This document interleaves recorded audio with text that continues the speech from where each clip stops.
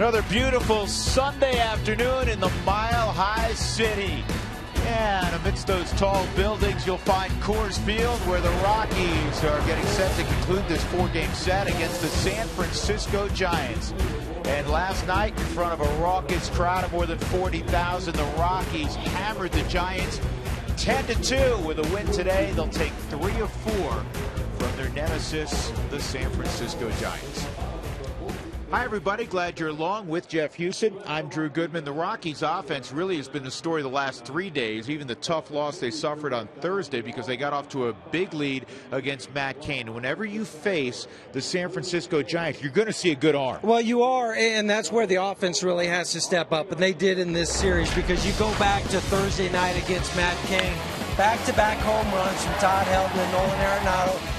Leads to the 6 runs, 8 hits against Matt Cain, and Matt's been one of the best starters for the Giants for a number of years. You go to Madison Bumgarner the next night on Friday night, and they got after him again, including Jordan Pacheco's grand slam, and then, of course, last night, Tim Lincecum. Again, the Rockies offense comes through, 6 runs, 7 hits. Willie Rosario, a home run.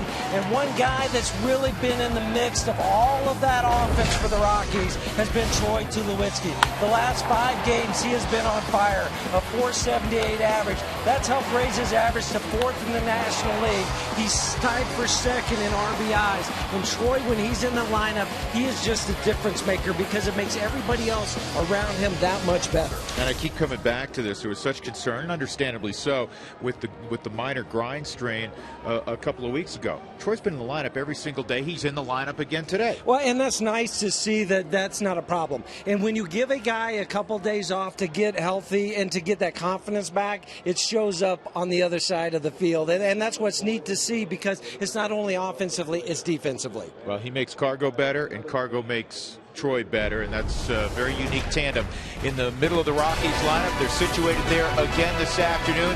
When we come back, we'll revisit the performance of Tyler Chatwood yesterday as he hands it off to Juan Nicasio this afternoon.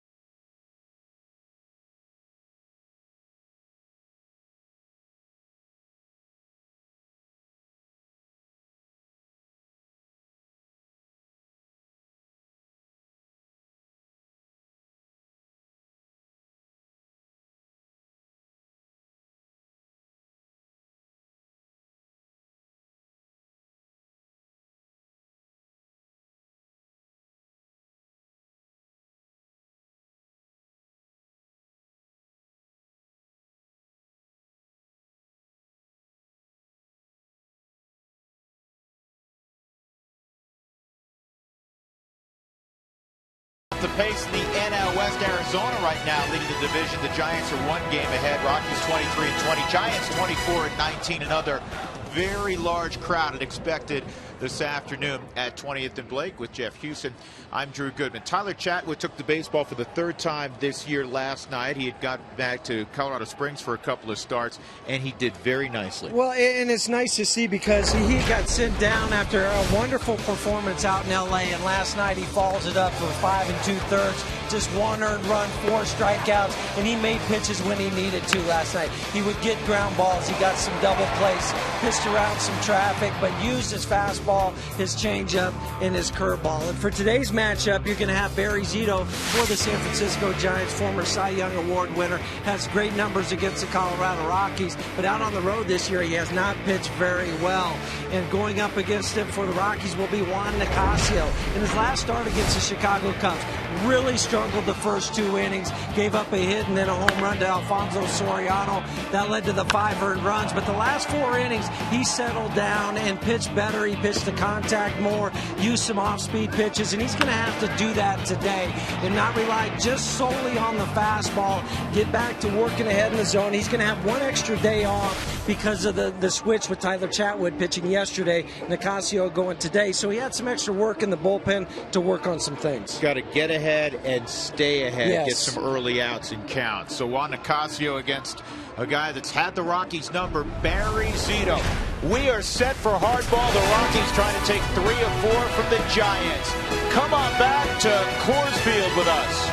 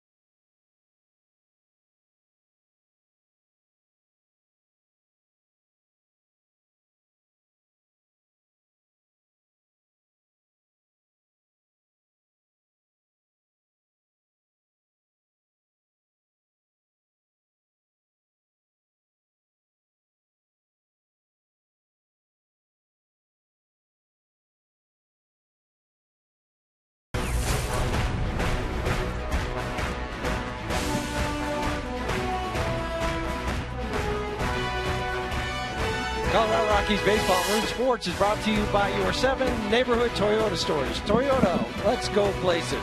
By Wells Fargo. Wells Fargo customers get your 2-for-1 Rockies club level tickets today by going to wellsfargo.com/Rockies. Wells Fargo Bank, member FDIC.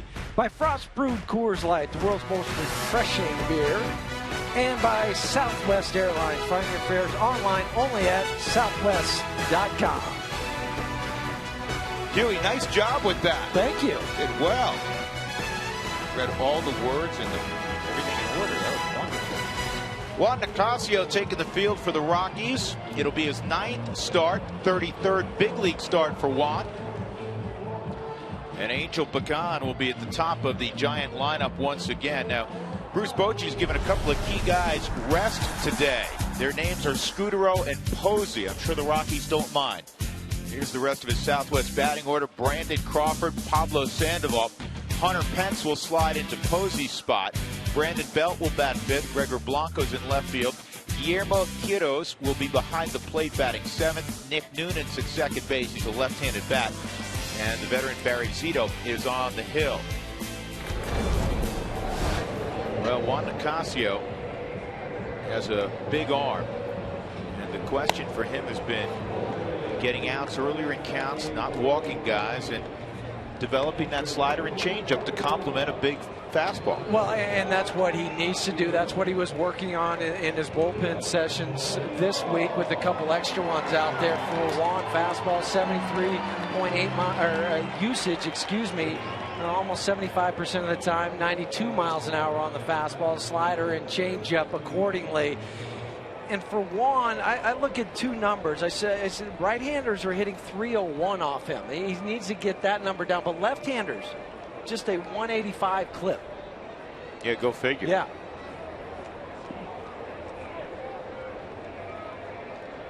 Yorvi Torrealba is catching Juan for the first time this year. And the first pitch at 92 miles an hour is in on the outside corner for a strike. Pretty gusty wind right now. Temperature 66 degrees. That's down low. 1-1 on Pagan. So the Rockies behind that strong performance from Chatwood. Good bullpen work. Won in blowout fashion yesterday, 10-2. 20 runs the last 2 days. That pitch is in, and it's 2-1. Lance Barrett is the home plate umpire this afternoon. Chris Caccioni's at first. Bob Davidson is at second. And Tim McClelland is at third.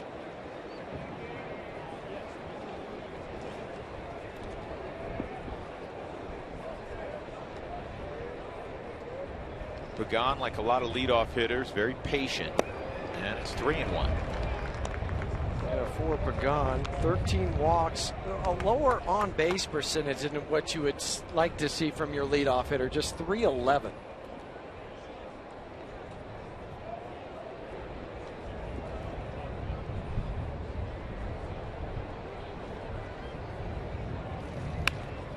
And it's on the ground to second. Josh Rutledge flips over to Jordan Pacheco. Good communication there. Pacheco, naturally, like a third baseman, you're going to try to get all you can get. Pitcher's got a break, and Jordan was called off by Rutledge, and he retreated to the bag. Just the way it's diagrammed.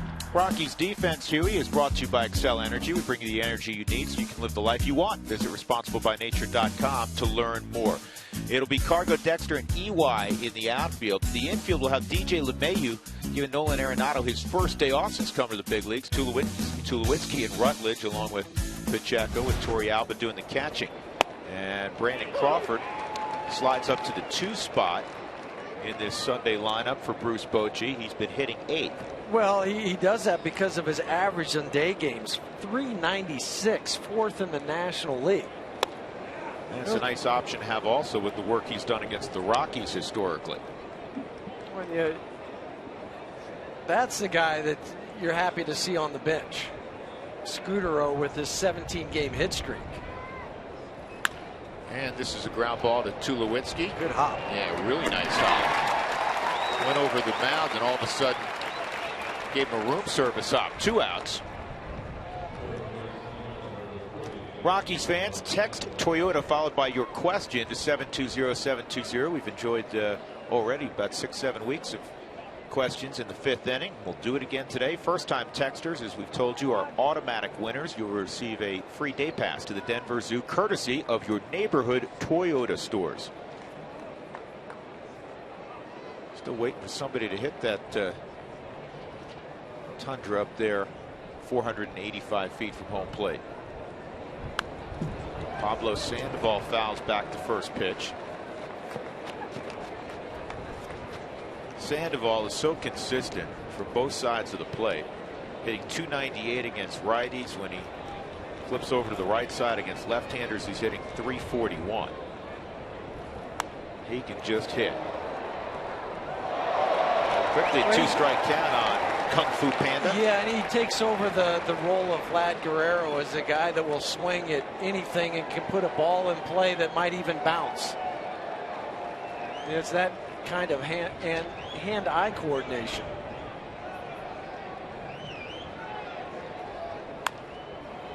I like that pitch.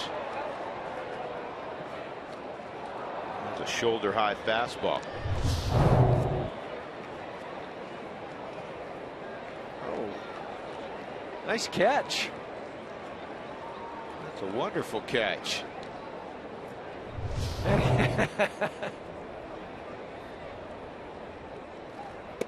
See it. Strike 3 on the outside corner. So Nicasio with a most impressive first frame. 1, 2, 3 in that punch out as the Rockies get ready to tee up the offense again.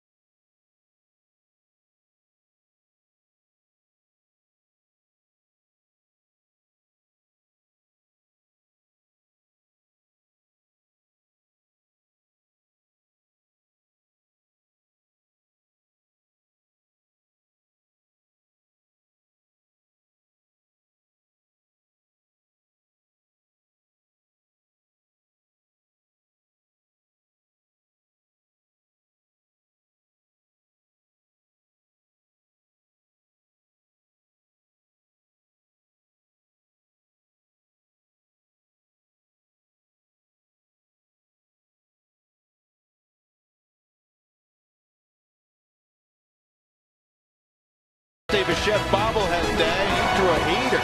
And look who caught it.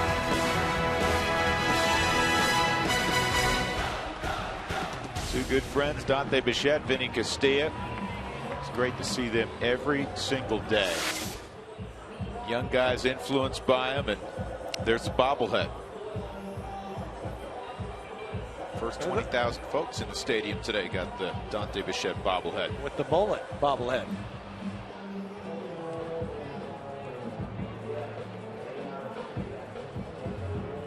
So the Rockies will have Eric Young Jr. leading things off. EY will hit from the right side against Barry Zito in the Southwest batting order.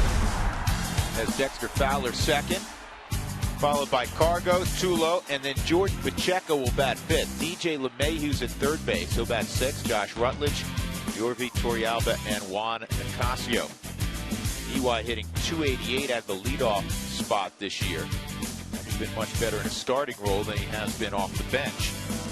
For Barry Zito, 3-2. Those 3 wins all came at home with a .55 ERA. Out on the road, 0-2 and 11 ERA. And he got hit pretty hard in Toronto in his last outing.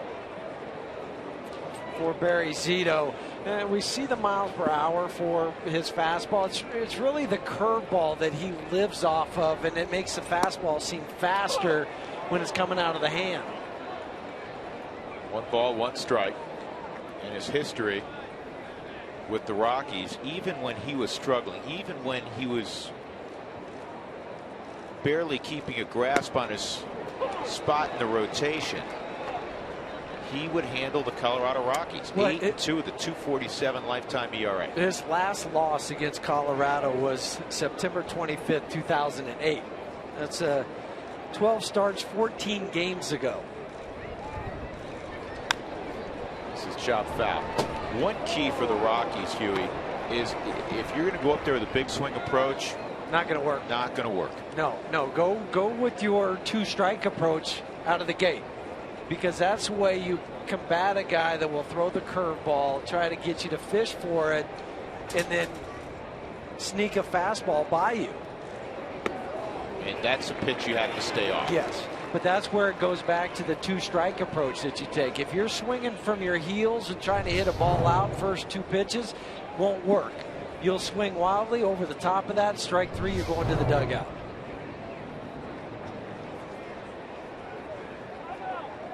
That's a good job by EY calling timeout. And also as a hitter today, throughout the whole game, you dictate the pace. Don't let Barry dictate it to you.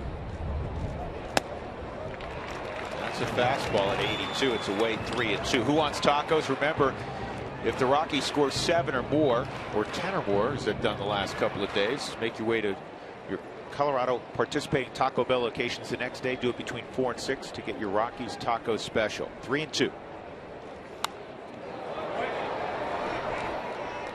Well, the way I look at this game today and this series, the Rockies trying to exorcise demons. They had lost 10 in a row. They had the tragic loss, if you will, on Thursday with a 6-0 lead. They finally got a win Friday, had to white knuckle it, even though San Francisco committed 4 errors and you scored 10. There's a line drive, base hit toward right center field. Pence will have to field it on a hop. Good AB for Eric Young Jr. And then you did something against San Francisco you hadn't done in a couple of years. You win 2 in a row. The Rockies hadn't done that since April 20th. And now exercise another demon, beat Barry Zito. Right, beat Barry Zito, take the series, all of that in this 4 games that you played against San Francisco, and creep back ahead of them, or at least tied with them in the division. And set a new precedent about how things are going to roll this year. It's different. This is a different year.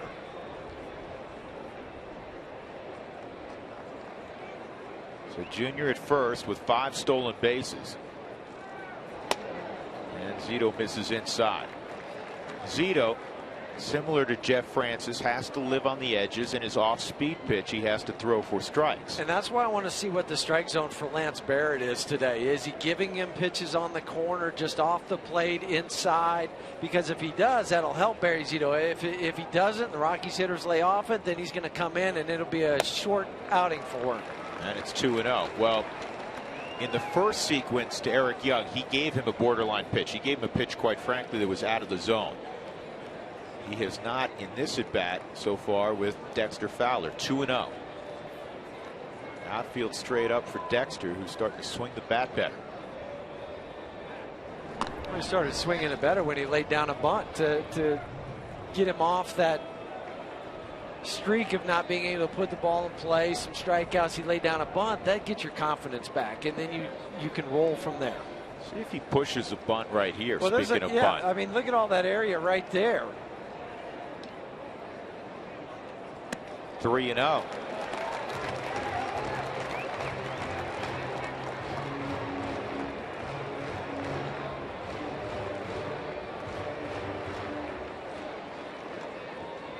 Dexter 6 for 15 in the series. I'm sure he'll be taken here. Force Zito into the strike zone. 3-1. And I would even take one more if I'm Dexter. Unless you zone into a pitch in a location that you're comfortable and confident that you can hit it. See if EY's moving. He's not. And it's fouled off. 3-2.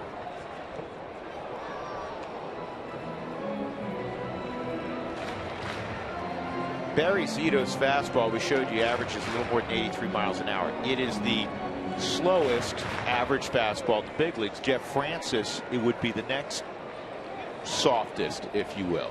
But that's not how he gets guys out. He's in this age of 95 mile an hour starters. That's not how they produce outs. 3-2, runner going. Strike 3, throw to second. Hits Eric Young. So he gets his 6th stolen base, and Dexter Fowler is the first out of the inning. Dexter thought that this ball was low.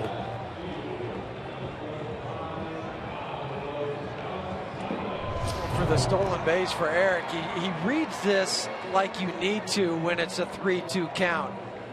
Check to see where it is, and the throw goes back in to Eric and Noonan at second base.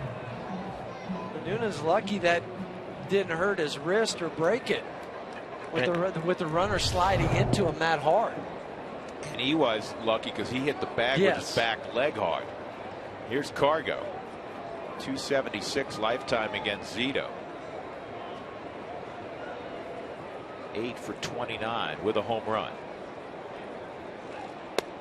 And he drops a curveball in his lap. It's 0-1. Barry's not afraid to throw the curveball, as just witnessed at elevation. We've seen various pitchers come in here and they're scared to throw that curveball. They say, well, it's not going to break because of the altitude.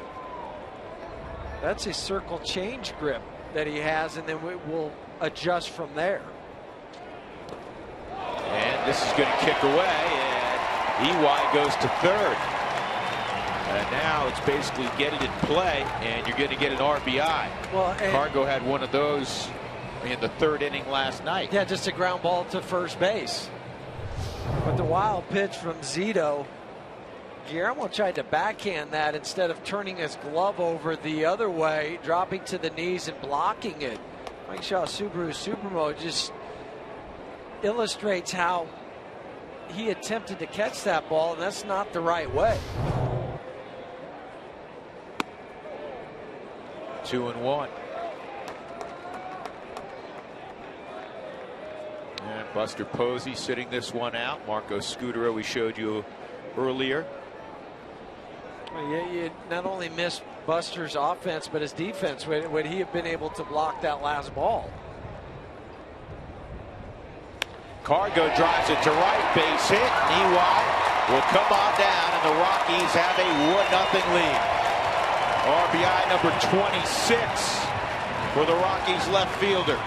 And I like the approaches so far. They're patient. They're not big swing approaches. Right. Eric Young drops a single into right field. Now Carlos Gonzalez waiting for his pitch. Cargo can cover so much of the plate that ball was starting to work away from him, but he's just able to get it. The load going to the back leg, the transfer, the follow through, head down, everything. I'm not sure if there's a better left-handed swing or a more pretty left-handed swing in baseball. You hit lefty, you take it, right? Oh, that's what I'm saying. That's why I can admire it and just see it and how it's going and how the swing path is.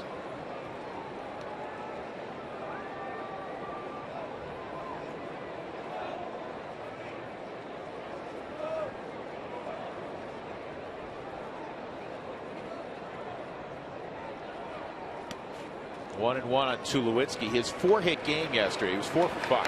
His 4-hit game was the first. And this surprised me when I read this. His first in September of 2010. This is 2010. 7 for 14 in the series.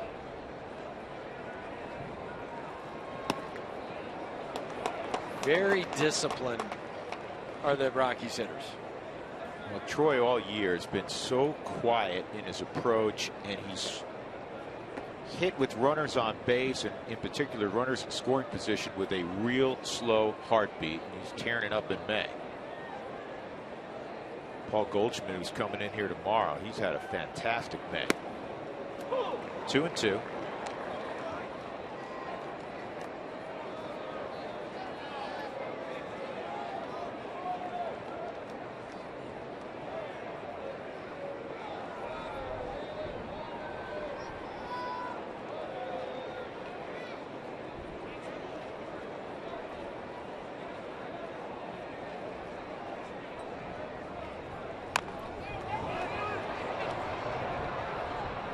Belt will take it. Cargo to scoring position with 2 outs.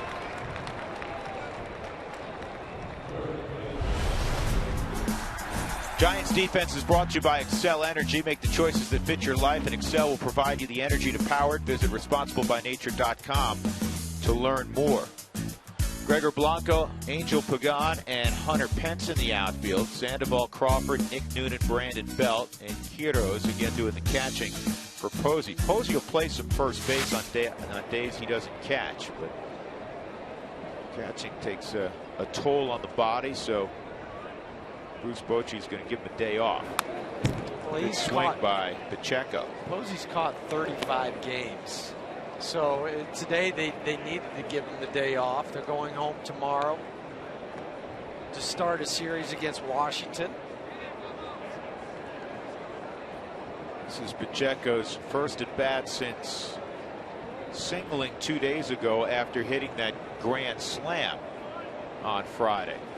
And that's line down the left field line. It's going to hook foul.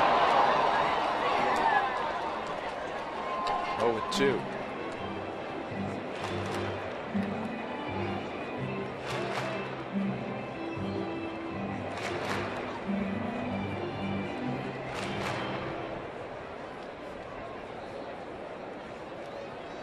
Slam, the first career grand slam for Jordan.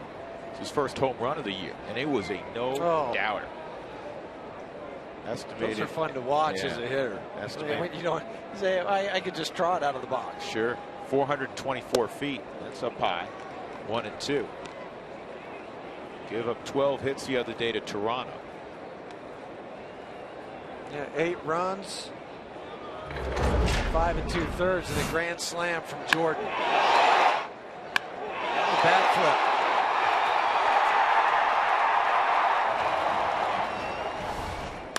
And that's caught by Zito. That saved the run. I don't know how he caught it because I thought it was by him already. Too. Rockies get a run against Zito in the first. EY comes around on the cargo base hit.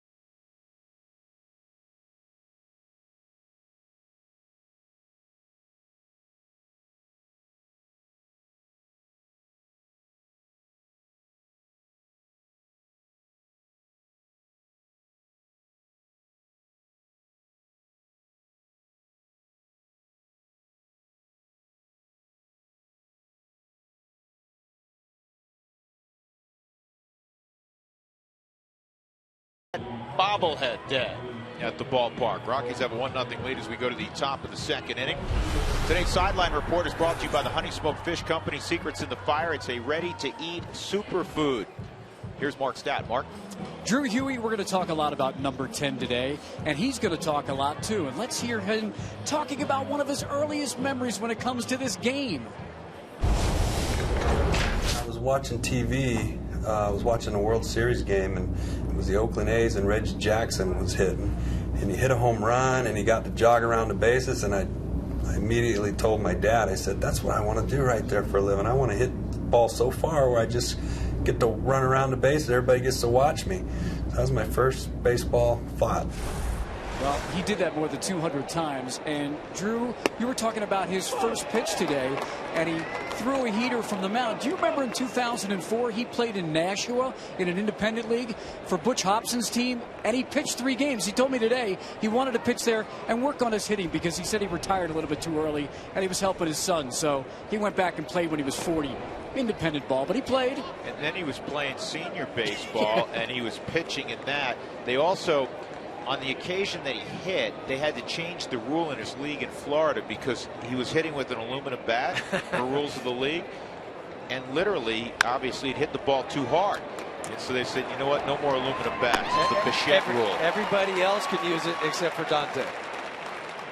Hunter Pence grounds to short. Just the start you're looking for from Juan Nicasio, because the first inning has been a trouble inning for him. A .371 batting average against coming in today. The first inning 0 for 3. 2 ground outs and another one to start the second inning. So 3 out of the first 4 guys have hit ground balls. Only 15 pitches to get through 1 1/3 inning for Juan. Brandon Belt. Torrealba on a couple of occasions caught Juan in the spring. Look at the numbers on Belt. This is the first time he's catching him in the regular season. And I was talking to Torrey in the clubhouse this morning, and he told both of us that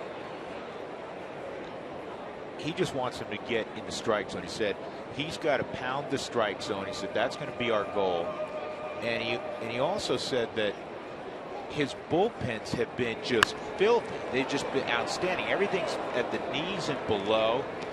His sliders had depth. His changeup, he said, he's just got to carry that into the game. And sometimes that's harder or easier said than done. But if you have a guy like Torrealba behind the plate to reinforce that message to you, that's what Juan needs. Because don't worry about the hitter. Just throw to the glove.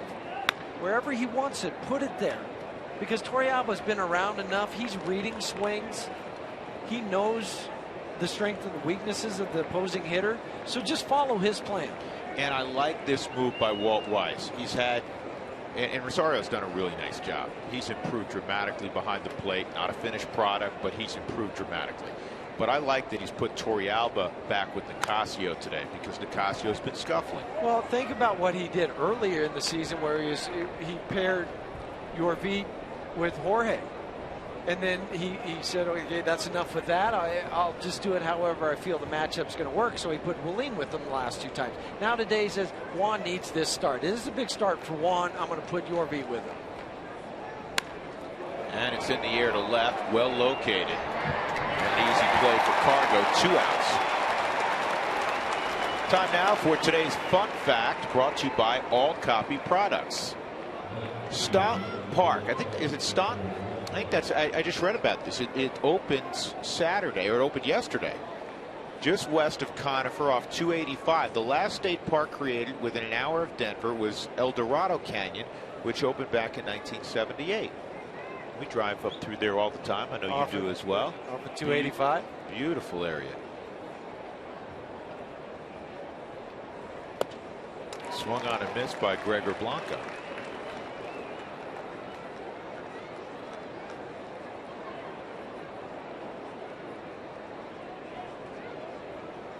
Juan facing the Giants at Coors Field for the first time in his career.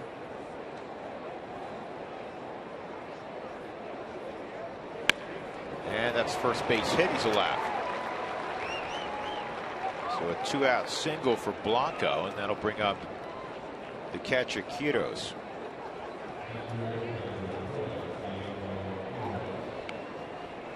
Get a green pack today. It's only $25 for 2 great seats, with $5 going towards the Green Fund,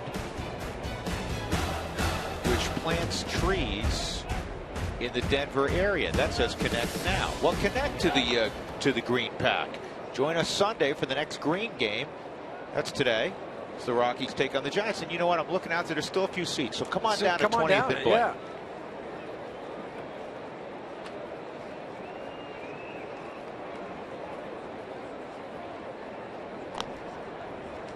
I'm just liking the weather we're having for this 4-game set. Couldn't agree more. And I know the grounds crew really appreciates it. After the April and first part of May that Mark Razum and his crew had, front office shoveling snow off the field to get a game in. They evidently just Just trucked it up to the mountains. Dumped it up there. There's Raz. Best in the business, folks.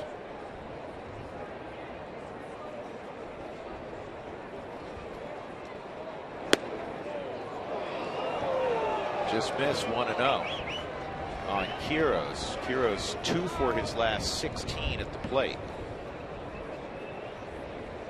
Yorvi Torrealba just 5 seconds ago was reminding Josh Rutledge, don't let Blanco delay steal on us. There he goes, and he shut it down. Pitch was low, 2-0. He slipped with his start. The foot just gave way on the dirt. It was just spinning his wheels.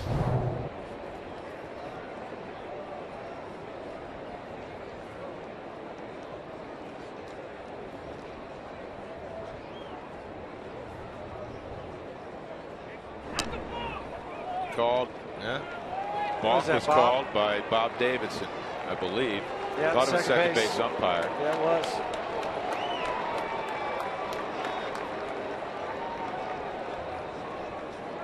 Let's see if we can figure it out. Was it his head or the feet not transferring all the way towards first base? I didn't see it. I didn't see anything there. I'm not sure what that balk entailed.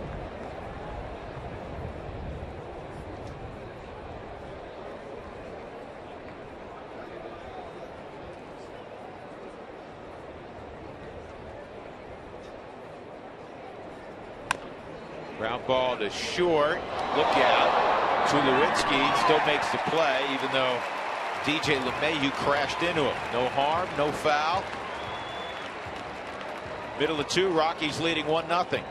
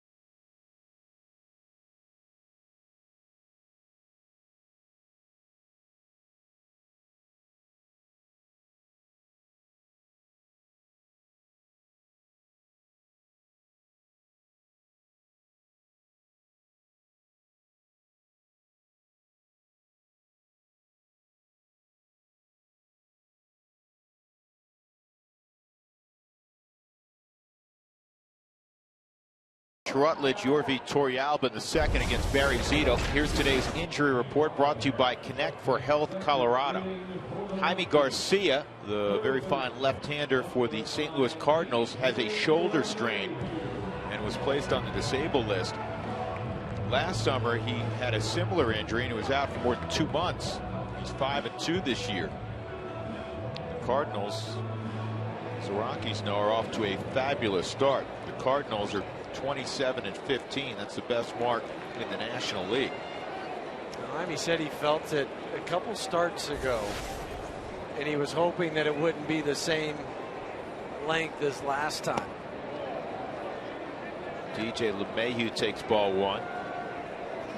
DJ had a start on Friday at second base. Is called back to the big leagues on Thursday. This is DJ's 21st major league game at third base. 12th start. Played primarily shortstop in Colorado Springs, but he can play second, short, third. He obviously can play first also. That's a curveball in there for a strike at 69 miles an hour, 1 and 2. That's the big key for Zito. Well, can he throw the bender here in Denver? 4 strikes.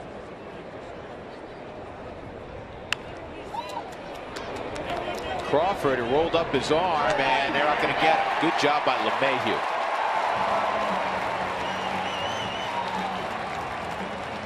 Well, DJ will surprise you with his speed, and it helps with the swing that he's taking because his momentum is going towards first base as he's going out of the box.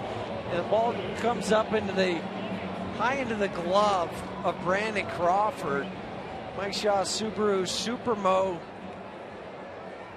tells you that his left foot hit before the ball went into Brandon Belt's glove. Infield hit. Good call by Chris Caccione, the first base umpire. So Josh Rutledge at the plate.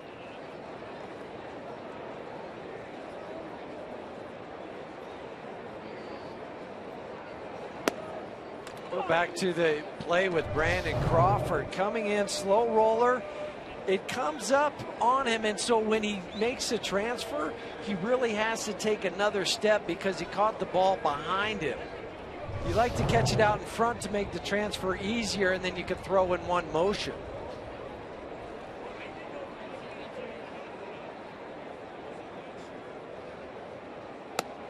That's where the overall athleticism of the Rockies pays dividends. Yes. That even when you talk about their everyday catcher, Rosario runs pretty well. 3 stolen bases. 2 in a game. Rutledge, who's at the plate, really runs well. DJ LeMahieu is a good athlete. Obviously, everybody in the Rockies outfield is a really good athlete. So it's not station to station baseball. You can get some leg hits. This ball's driven to left field. Blanco is right there for the out. Not only leg hits, but it just puts the fielders on edge. They're nervous. But I want to go back to the play last half inning to end it for the Rockies. You have the base runner, Gregor Blanco, charging in front of Troy. You've got his shortstop there, his third baseman, excuse me, his 21st Major League game, and then Troy Tulowitzki. Look at the concentration that he has to have. Blanco jumps 2.5, 3 feet in the air. DJ LeMahieu's coming from his right, runs into him, knocks him over, and Troy still calmly gets the ball and makes the out at first base. Imagine if you had a poster of that. That was wild looking. But just to see how high Blanco was, because he's trying to block the view of the shortstop.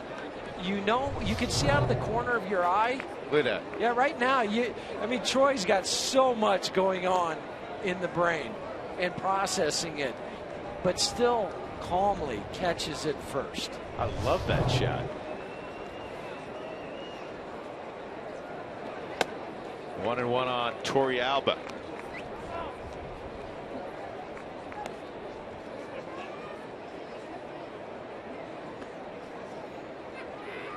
For the Rockies offensively today, they want to take a page out of the Giants playbook.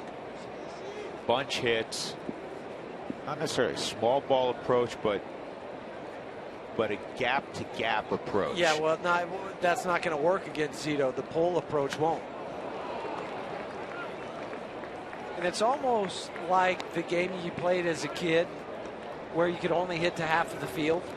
Remember that game? Because you only had 3 or 4 of your buddies. You couldn't pull the ball. Yep. So you said, okay, we'll close it off. We'll put 2 fielders on the right side. And that's the only place you can hit it. Like that. Perfect. Base hit. LeMahieu will stop at second. And they're 2 on with 1 out. And Castio coming up. But that's the approach you have to have. Close off half the field, just hit it to the right side. Ball away, 69-mile-an-hour curveball. I mean, this pitch is going to be right over there. and he just laces it to right field. Shortened his swing up with 2 strikes. The pitch prior, a little bit of a wild swing. That one more controlled.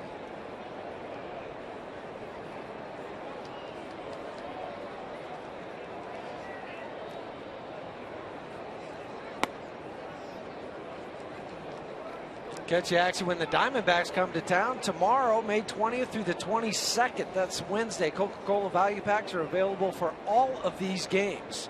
4 tickets, hot dogs, Cokes, and more. Coca-Cola value pack. Call 303 Rockies or go online to Rockies.com.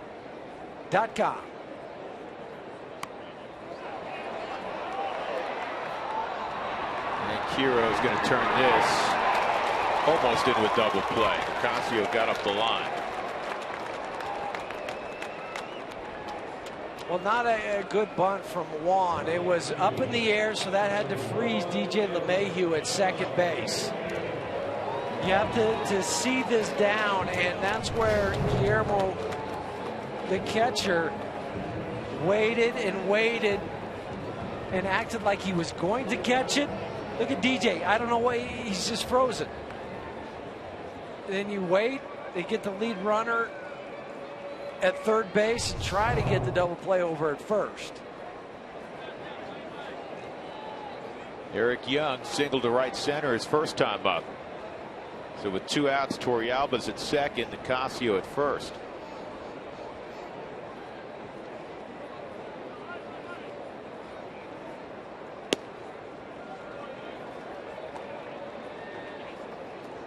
Uwais has scored the only run of the game. He stole second, went to third on a wild pitch, scored on a Carlos Gonzalez line single to right.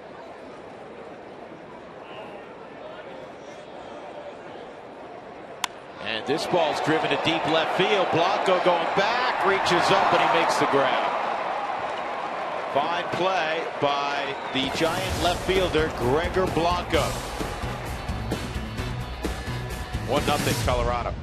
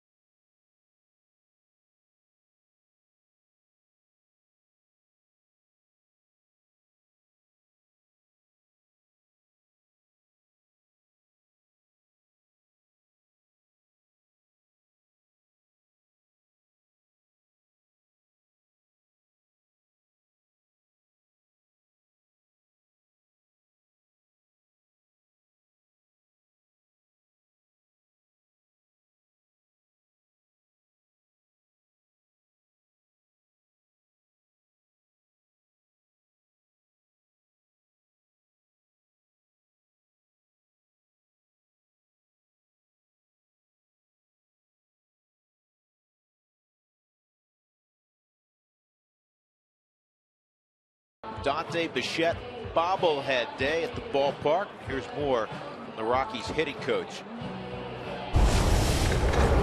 You know, there's a couple of them. Opening day in Coors Field when we had 82,000 people when EY hit the homer was a really cool one. When I hit the opening day game-winning home run for I'm sorry, that was Mile High opening day, and then Coors Field when I hit the opening day home run in the 14th inning, and then the 3-run homer off Greg Maddux in the playoffs. I mean, those are really cool moments for me as a Rocky.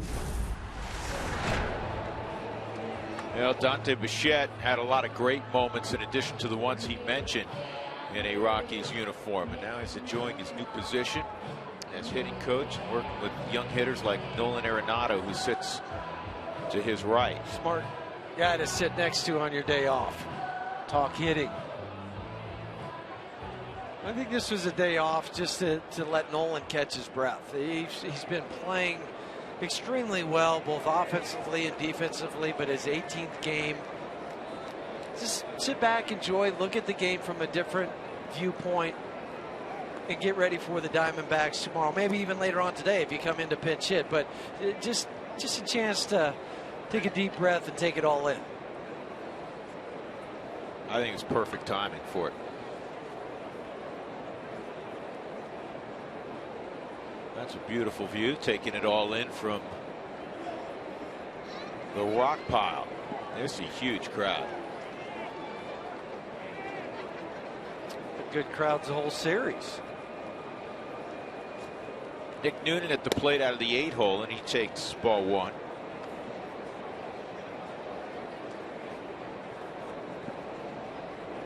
Noonan starting at second for Scutero.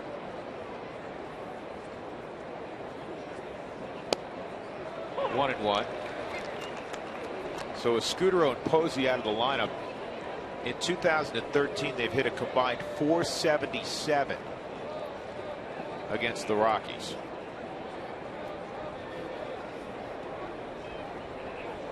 Glad they're watching. Sharply hit, and Rutledge comes up with it, and he gets the out at first. Well done by Josh Rutledge. That's what you get from your fielders when you're pitching to contact. They're involved in every play. They know a ball could be hit to them. Josh sees the ball into his glove when it's hit hard, as that ball was off the bat of Nick Noonan. You have time to calmly get up, spin, and make the throw.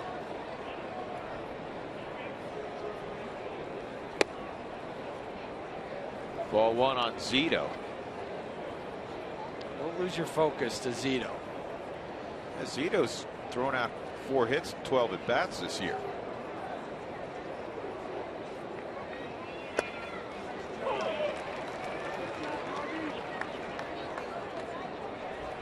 Two of the 4 hits were against the Rockies on April 10th in San Francisco.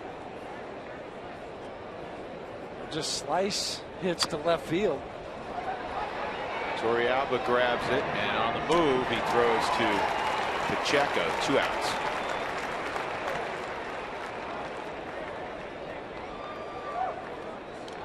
Today's Cold Hard Fact is brought to you by Frost Brewed Coors Light.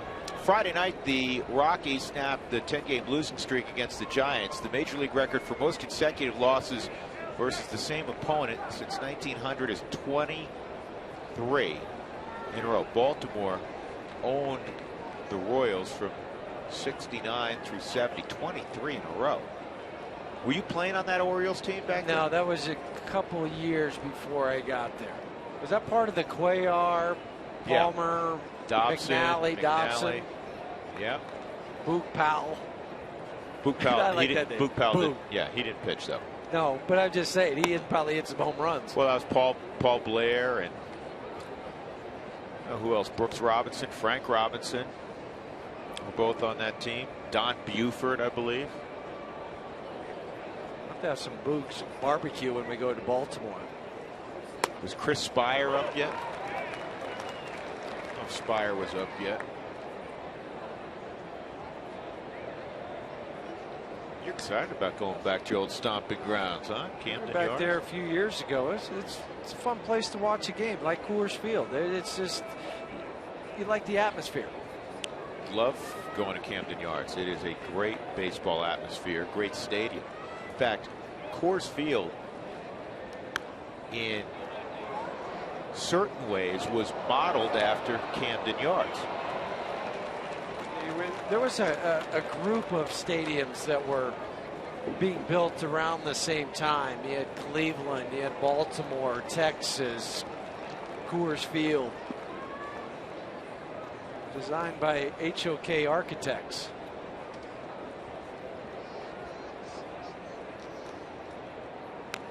Didn't they do your home?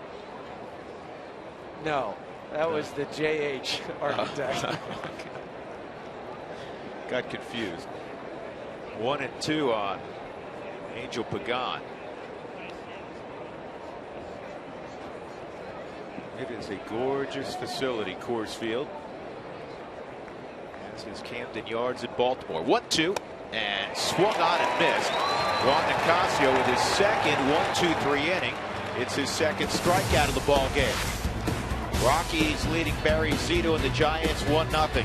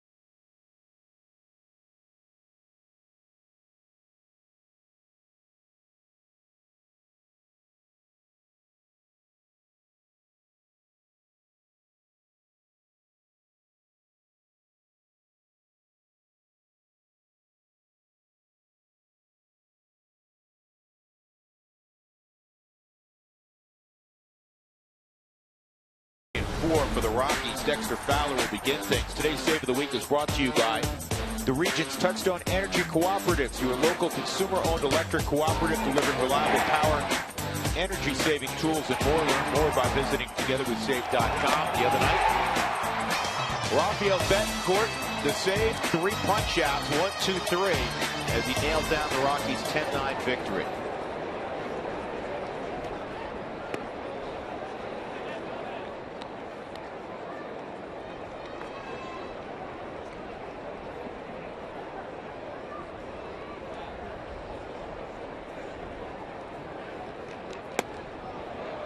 It's 1-1.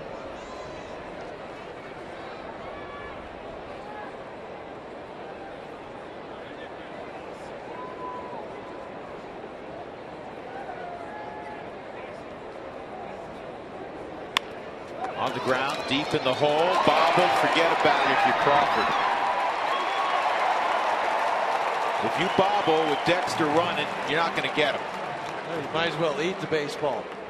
And you made a great point a couple moments ago. You know, you played shortstop. Yes. When you have plus speed at the plate, you have to hurry your actions up, and that's what happened. Yeah, you get jittery because you have to field it cleanly. If you don't, you're not going to get him. Hit it off the heel of the glove. He picks it up. Still a strong arm, plus arm for Brandon Crawford, but you're not going to outrun or outthrow Dexter's speed.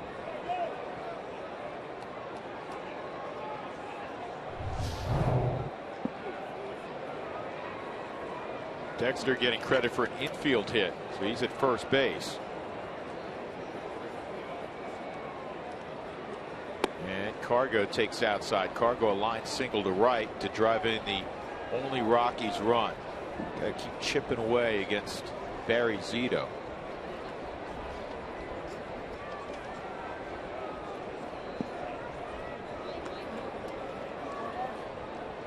When Barry gets in trouble, he'll go to even softer pitches. He'll go to a slower curveball, a slower slider.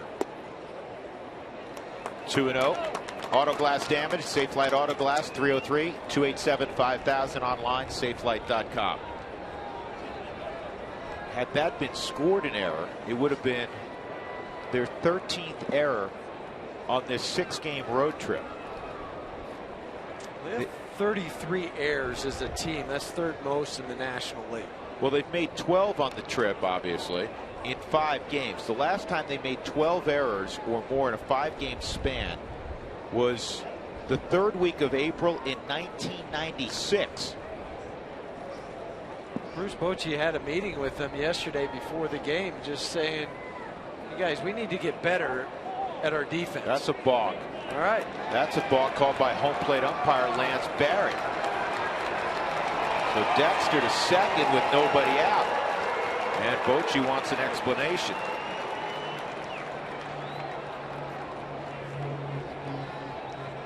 Well, we couldn't see the one with Nicasio. We'll look at Barry Zito. See, you know what I want to know is what the interpretation of a rule. In other words, you're not allowed to argue a balk. Right. I was wondering the same thing. I was thinking that that's a new rule they put in the last couple years.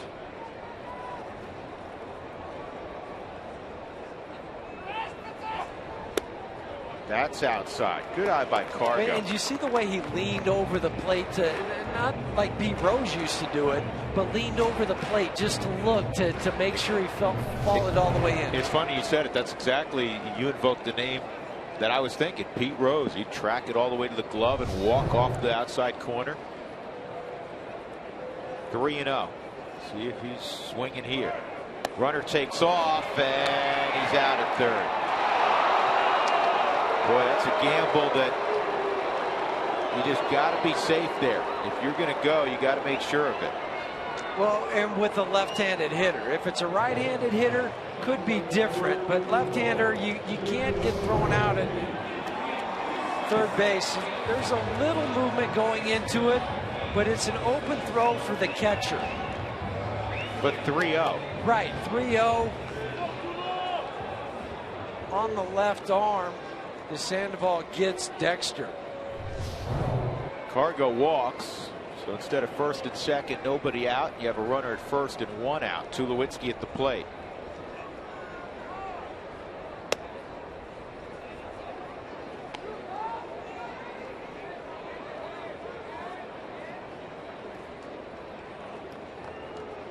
Giro's 3 for 6, throwing out base stealers now.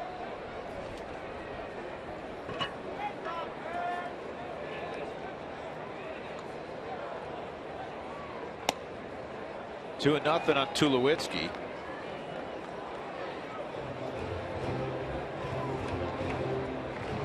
Joy grounded to 1st. Began the day in 4th place in the league in hitting. 2nd in RBIs with 35. Brandon Phillips, the league leader, going into today with 36.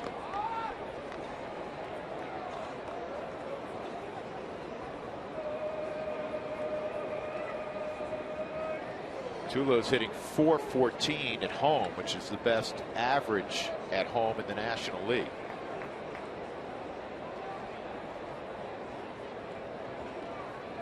Three and 0.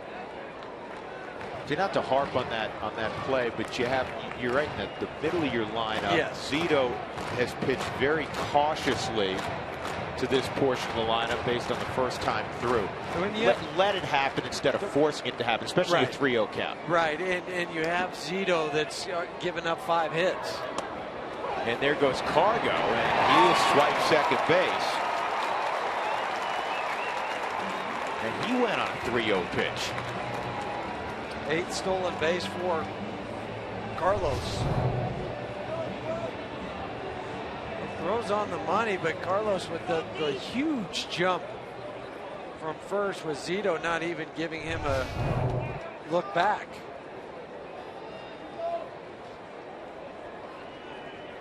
Cargo 3 straight years at 20-20 man, 20+ home runs, 20+ stolen bases.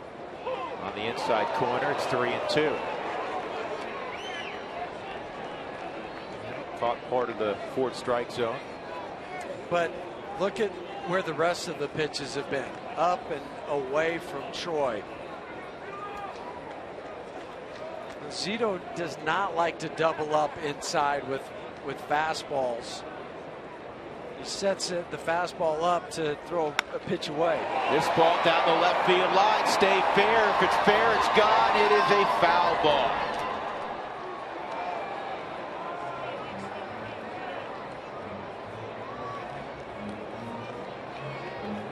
pitch count at 55.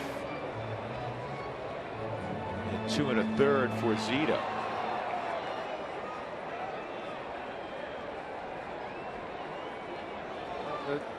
Hitters go by patterns like pitchers do. So last at bat, that's how he worked Troy. This at bat, same sequence of pitches. Noonan gets run over. Carr goes on the bag, and you know what? He's trying to help him up, and I think he took a shot to either the neck or the face. You know, both guys are coming from different directions going to the bag. Well, Noonan's coming from second base. It's a time pickoff. Cargo goes, steps with the left foot and knees him in the throat with his right knee. Nothing intentional.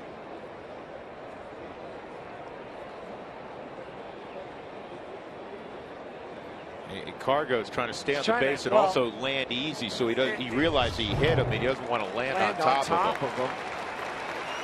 Bob Davidson made the call and then immediately called timeout. So there would be an out had he rolled off the bag. Right. Because he knew that Noonan had gotten hit in the throat and it might have hurt his shoulder, but also Carlos was trying to help him from falling on top of him. So the knee into the throat. The call has been made. Now watch Carlos try to keep from just falling on top of him. He's actually using his left hand around his neck. It's not to try to hurt him. No, he's just saying, don't fall on the ground. I'm trying to hold him up. Balance myself. Yeah. And Nick Noonan's okay.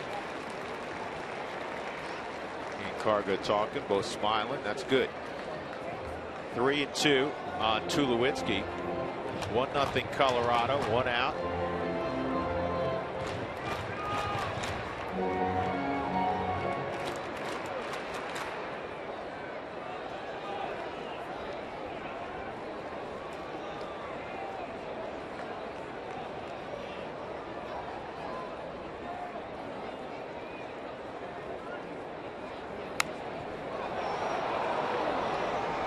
Playable for Belt or Noonan. It'll be Belt. 2 outs. That'll bring up Pacheco. Wells Fargo customers, get your 2-for-1 Rockies club level tickets today by going to wellsfargo.com/Rockies. Wells Fargo Bank, member FDIC.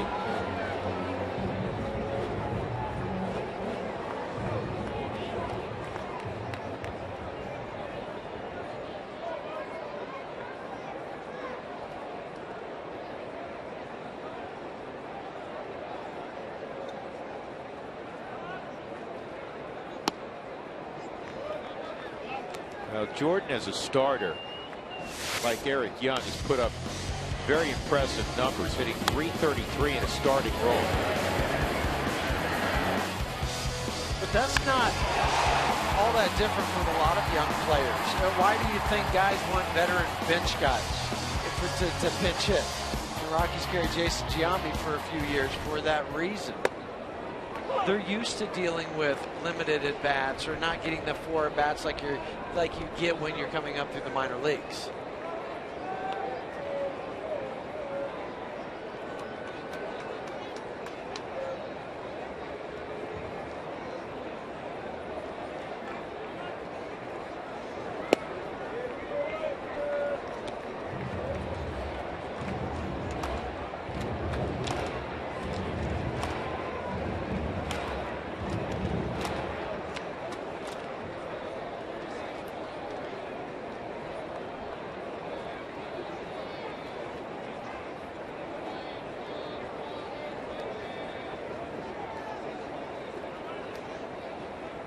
Two-1, 3-1, and that's the patience that the Rockies. I know it's just a 1-0 lead right now, but I'm seeing this club today more patient than we've seen in the past on borderline pitches against Barry Zito. Look at his start against the Rockies earlier this season. He threw 7 innings, gave up 7 hits, 0 runs, 108 pitches, but now this is the 5th 3-ball count. And now LeMahieu will come up with 2 on.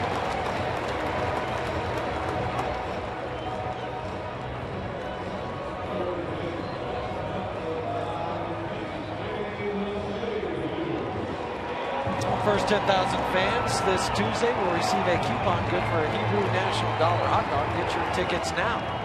First 10,000 fans.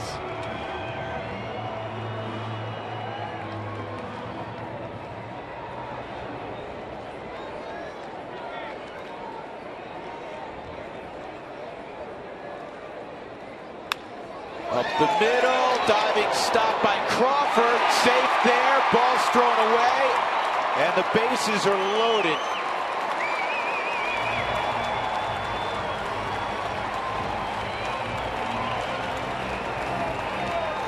Well, if Crawford doesn't die, this ball's going out to the outfield for a base hit. It's still a base hit for DJ LeMahieu. But Crawford saves a run, tried to flip it to Noonan. It wouldn't have mattered if that throw was on the bag, because Jordan Pacheco had already beaten it to second base. Mike Shaw Supermo shows the effort of Brandon Crawford and how long he slid after he caught it.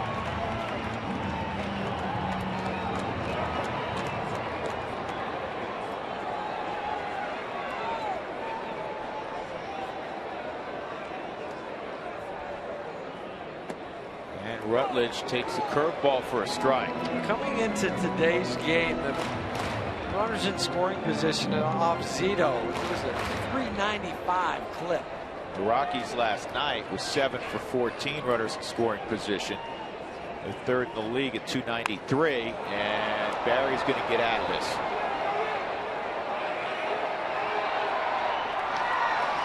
So the Rockies leave them loaded in the 3rd inning. Zito down just a run.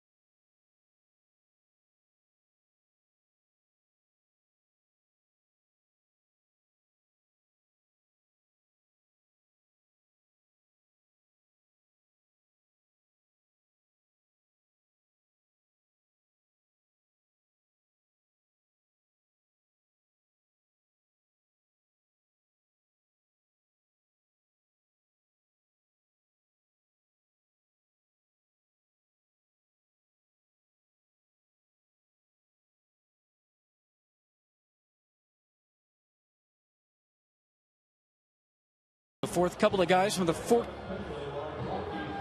Dante Bichette bobblehead. Wanted to tell a quick Dante story. I was talking to Bill Guyvette today. Bill Guyvette's the vice president of baseball operations for the Rockies. He and Dante played together in 1985 A-ball for the Palm Springs Angels. They were both draft choices of the Angels, and they both played third base, Drew and Huey. And Guyvo comes up and tells a story. He said, yeah, I went up to our manager one game. It was an extra inning game, and I told him I was a 4 and 5 pitcher in high school. And I lied to him and said that I could pitch in extra innings. He goes down, warms up, gets in, gets through an inning. Dante hits an RBI double in the 13th, and he got a win in the minor leagues as a pitcher. Funny story. That is an interesting story. I hadn't heard that one. Yeah, he told it to me today, and they fist bumped and reminiscing back to 85. Yeah, I knew they had played together in A-ball for a year. I think Dante had the fist bump then. Dante got called up that year to Double-A to Midland because he had 10 homers and 73 ribbies in like 60-some games. Guyvo did not get called up. Ivo has the rare distinction. There aren't too many guys that can say they were drafted 4 times. He was drafted out of high school. He was drafted after his freshman year and sophomore year in junior college, and then after his junior and then senior year at or after his junior year at UCSB. That would be the 4th time. 2-0 on Crawford, hitting out of the 2-hole, and that's in there. 2-1. Crawford, Pablo Sandoval, Hunter Pence. The Rockies haven't torn the cover off the ball, but they do have 6 hits and a couple of walks, 8 base runners, but just a 1-0 lead.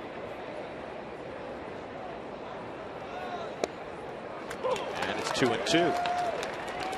For Juan Nicasio, 41 pitches, 28 for strikes. And of those 28, I would say 26 of them have been at the knees. The only time he's elevated the pitches is when he's wanted to. And that's why he's getting a lot of ground balls. Easy play for Tulowitzki. Time for our AT&T trivia question.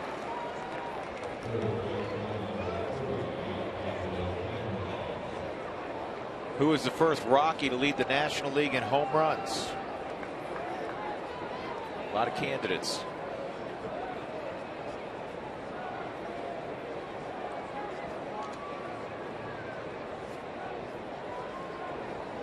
Sandoval struck out looking to end the first inning.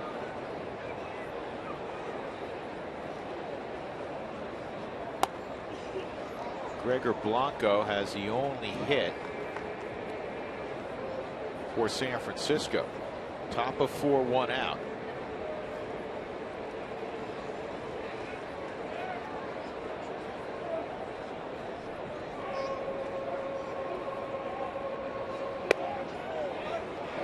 Just missed, evidently. It did, just off the edge of the forward strike zone. Throw it there again. I don't think Pablo Sandoval would take it. He's up there to hit. There you go.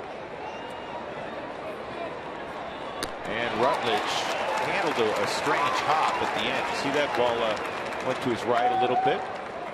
But he got it. 8 ground ball outs for Juan. Because he's living down in the zone, as you said. Time out the Coors Light freeze cam.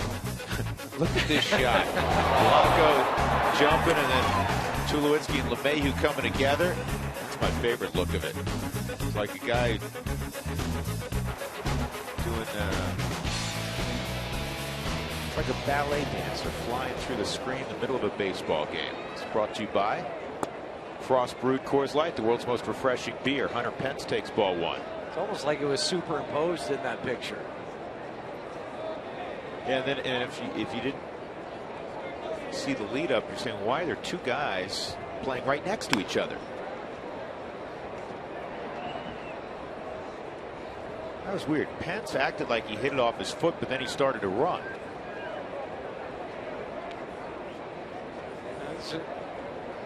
Looking at Pence, and he ran because that had a chance to stay fair.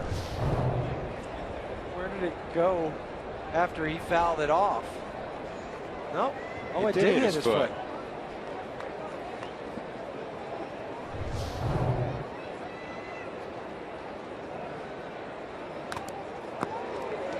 Joe Madden the other day in the Tampa Bay game got kicked out because the almost an identical play, but it never hit the guy. But the guy started hopping around, acting like it was a foul ball. Did you see what your old friend did the other day before the game? About a week ago, he brought in a band into the clubhouse. That's about number 10 on the year of different things he's done. Oh my goodness, Torrealba was heading to the dugout, and he taps his chest, says, "My bad." He does it again, so everybody can see on Lance Barrett. You don't want to show up the umpire, but how can you miss this call? It's right down the middle. I mean, that is right down the middle. You kidding me? It's not on the edge. No.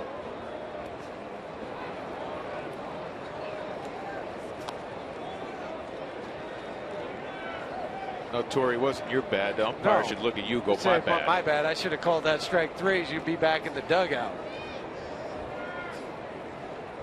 But Yorvin was doing it because you can't do that to the umpires. It's just protocol. But that was just a flat-out miss from Lance Barrett. 3-2. And he got him on a beautiful slider. Nice job by Nicasio with Torrealba's assistance keeping his composure. He gets his 3rd strikeout. Another 1-2-3 inning. He's get him some runs.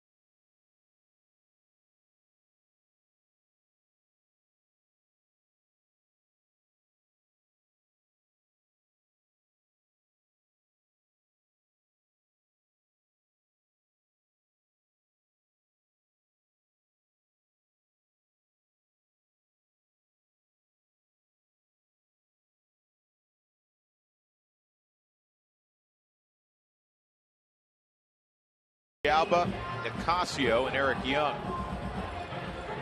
AT&T trivia question: who was the first Rocky to lead the National League in home runs? Oh, come on, that was a giveaway. It's Dante Bichette bobblehead day. Hit 40 in '95 as the Rockies were the wild card winners in the National League. Lost to the Braves in 4 games.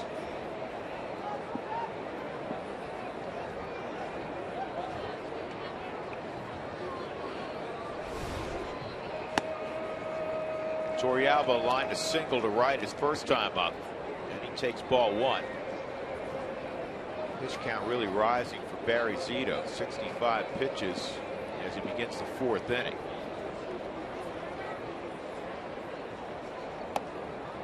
Two 2-0.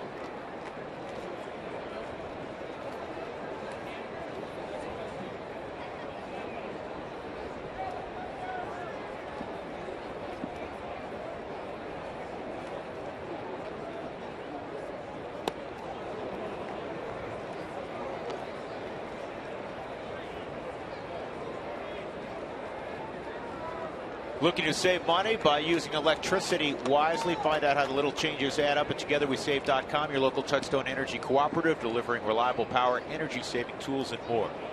2-1 on Torrealba. 3-1. This is where Torrealba, hitting in that 8 spot. We talk about sometimes you have to expand the zone with traffic, and there's 2 outs and the pitcher behind you. In this case, with Torrealba, he wants to do everything he can leading off the inning, not to be overly aggressive here. You got a pitch to hit. Well, and that's the only pitch he's had in the 5 pitches thrown to him. The one that he swung at and missed was down and in on a 2-0 count, a pitcher's pitch.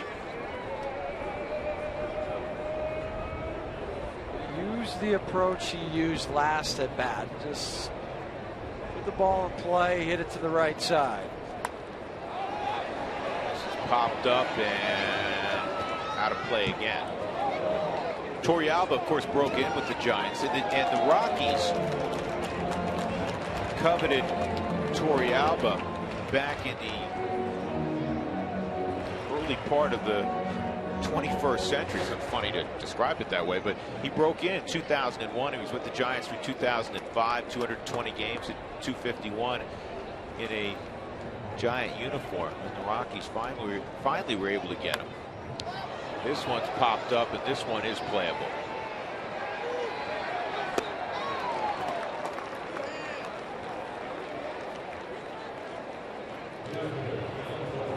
After the ball game today, stick around for Rockies Weekly. We'll take you to Chicago, talk Wrigley Field renovations with Tracy Ringlesby and Renee Latchman. Hear from Cubs fans about what they think of the potential for renovations. We'll also sit down with Walt White. Rockies Weekly after the game.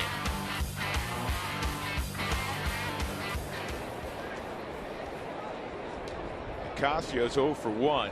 Got a bunt down, but it was right out in front of the plate with runners at first and second. And Quiroz was able to get the force at third. The Rockies scored in the first, opportunity in the second, big opportunity in the third. Well, they've left in the first 3 innings. They left a runner on in the first, 2 on the second, the bases loaded last inning. You don't want to let Barry Zito hang around. You need to tack on 2 or 3 more runs. And Casio gone. Yeah, you don't want this thing that's taken on that field right now. It's still pretty early. But you feel like you've dominated the game. Exactly. One of those deals where you're winning on all the cards in the fight, and yet somehow you've left your chin exposed. Right. I say dominated. You've out hit him 6-1. You have 2 walks. There's been a balk called, a stolen base, couple stolen bases, a wild pitch. Out of all of that, you've scored 1.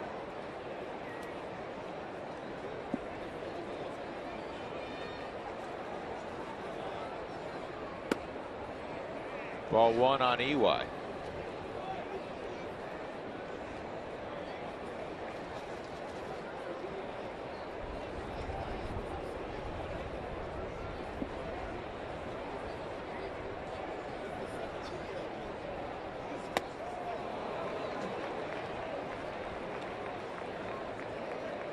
Change up and then a cutter from Zito.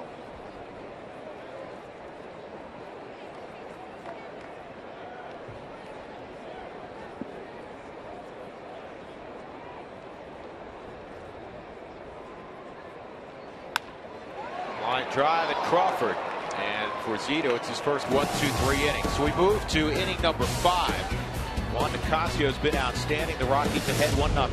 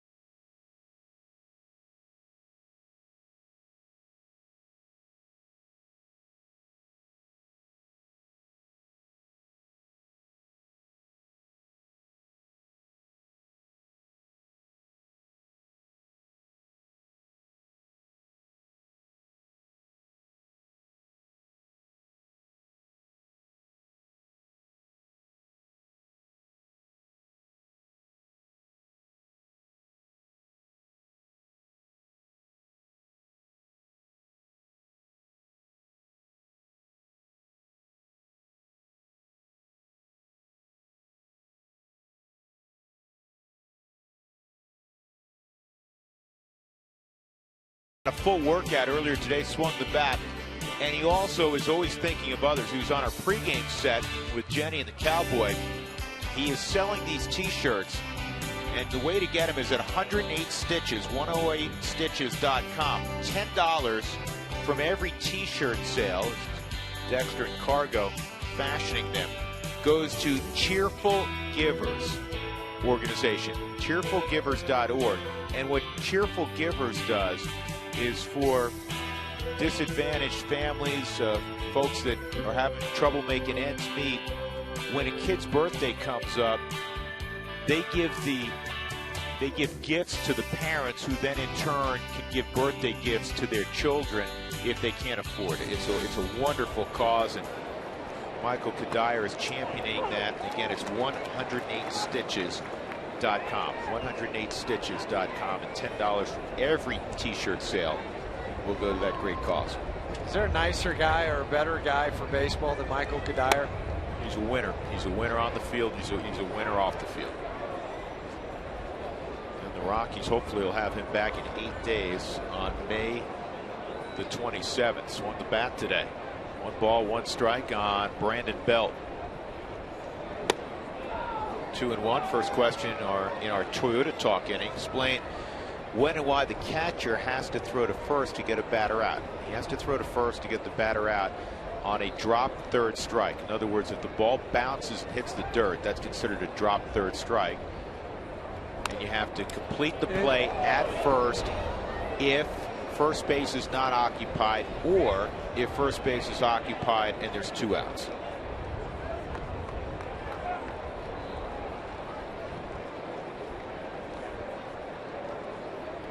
Why do they waste 4 pitchers if they're going to walk them? Marlene Aurora explain after this. 2-2. It's in the air, slicing away from Cargo. It's going to go foul. Well, listen, you've seen it, Huey. You've seen a wild pitch. I've seen a wild pitch, and I've also seen where they're trying to intentionally walk a guy. They get it too close to the plate, and he gets a base hit. I've seen that, too. Now, in the lower level, I mean, high school and youth baseball, they'll just say put the guy on first base. They don't have to throw the 4 pitches. 3-2. Is it true that during batting practice, Bichette used to hit one-handed homers out of the park? That's true. Yes. On his last swing of BP, he would swing with his top hand. For him, that's his right hand. And I've seen him do it. Did it this year, taking batting practice. Well, he wanted to prove to all the youngsters that it wasn't just legend. There was truth behind it. They have extra umpires in case one cannot be at a game. Say if they get sick in the morning before the game. No, they just go with 3 umpires. Yeah, you see every once in a while an umpire get hurt during a game, and they'll finish with 3. This is on the ground. Pacheco, 1 out. 9 ground ball outs for Juan, 1 fly out, 3 strikeouts. It's the best we've seen him.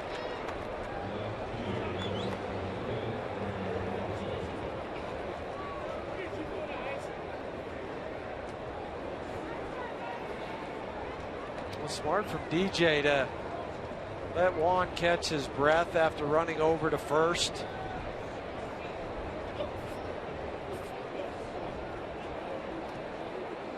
Buy him 15, 20 extra seconds. Because Blanco might bunt. And then you were in the same place where you would have to go cover first or go to get to the bunt.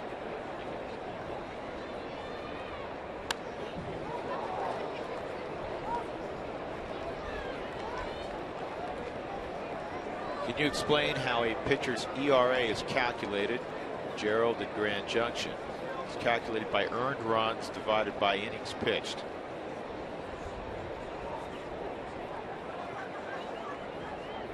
Per 9 innings pitched, I should say. It's based on, I should say by innings pitched, based on 9 innings being a complete game. So if you were to give up 9 runs in 9 innings, you'd have a 9.0 ERA, which is not good. Base hit by Blanco. He has the only 2 hits of the game for San Francisco.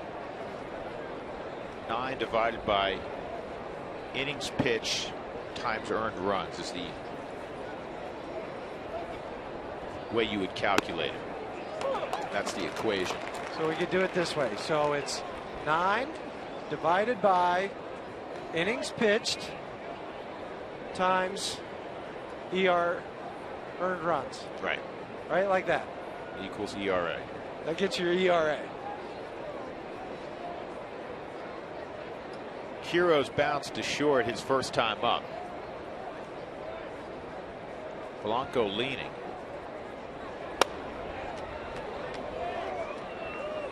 1-1. Well, if Juan can get a ground ball, it's an easy double play.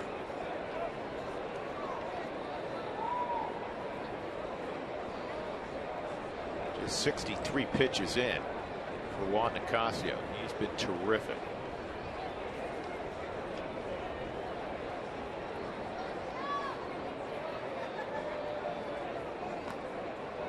Rockies can win this game.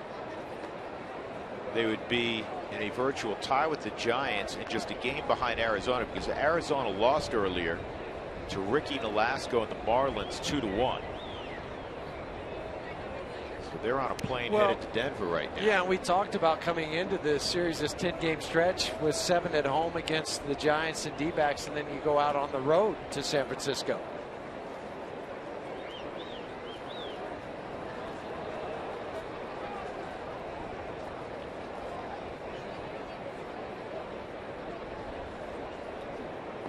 Umpires have to explain a balk.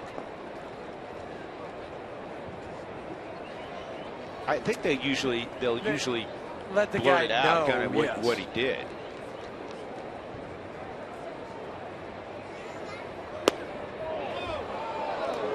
Two and one.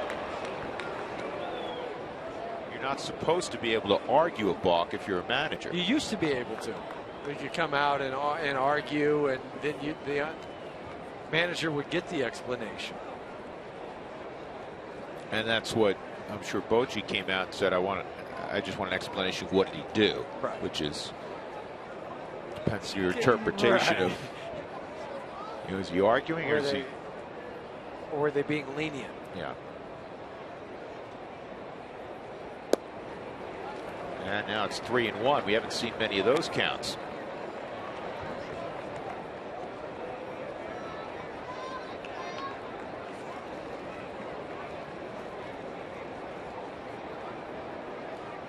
Have you guys ever had a foul ball come into the booth? Yes, we get that question frequently, and it doesn't happen very much. In fact, I think this is my 12th year. I think there's been 2, maybe 3 balls in the Coors Field booth. There goes Blanco, and a shattered bat. Nicasio has 1 play, and that's to first.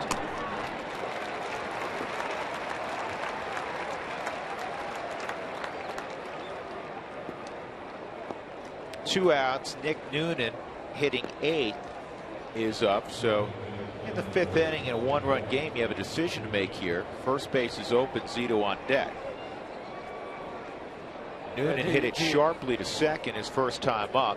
Nice play by Rutledge. Do you just put him on and pitch to Zito? And that's what the Rockies are going to do. And I think this is the smart call from Walt. I agree with this, and rather than having a young pitcher who's going really well try to work around a hitter, I think unless you have a Greg Maddux or somebody of that ilk, I think they certainly, Matt Cain on the other side, even maybe a Madison Bumgarner, have earned the right to try to pitch around a guy and see if you can induce the hitter getting himself out. But in the case of Juan Nicasio, a young pitcher, let him go to first and work on Zito. Well, take the pressure off of him. Just the pressure being, well, I'm going to try to work around him, but I don't want to throw something too good. And now you put him at first base. You set up the force play at any of the bases. You've got the pitcher coming up now who's hitting. I know he has 4 hits, but over the course of his career, he's not a real strong hitter. And then you get him out, and you're still up 1-0 after this top of the 5th inning.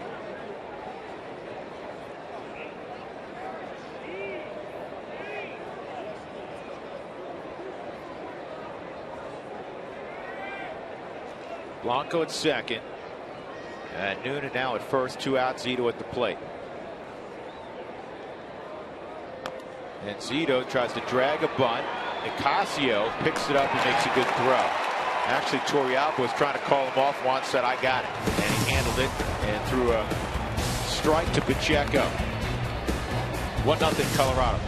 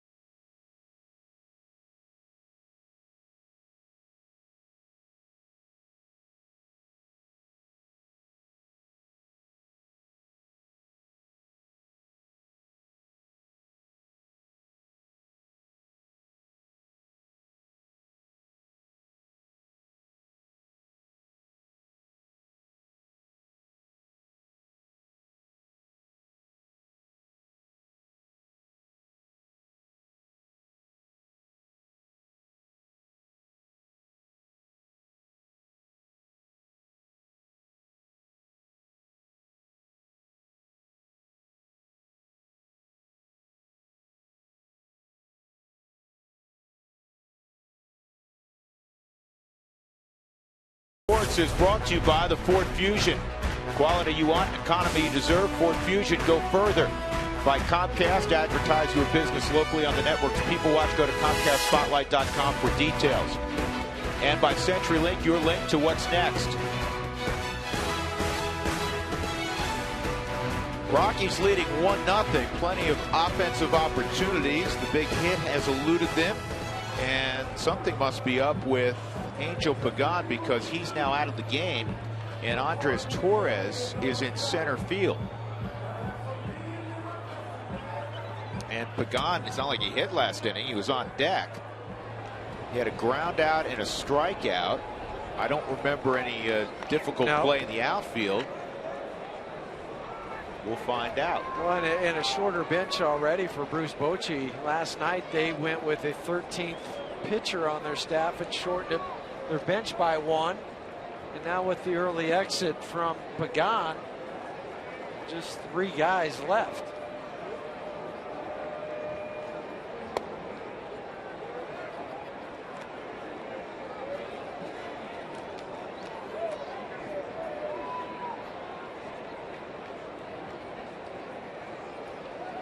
One 1-0 on Fowler. And it's 2-0 on Dex.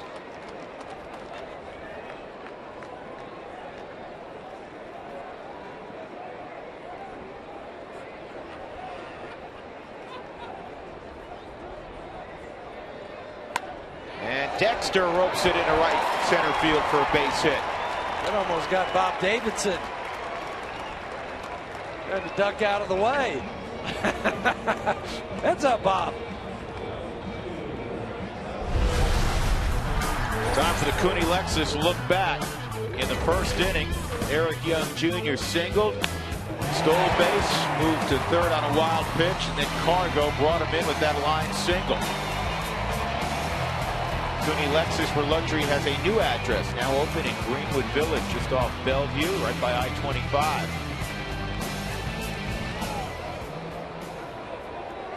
Cargo, that RBI single, he walked and stole a base, reached third base in the third. Rockies loaded the bases, did not score. On the corner, strike one.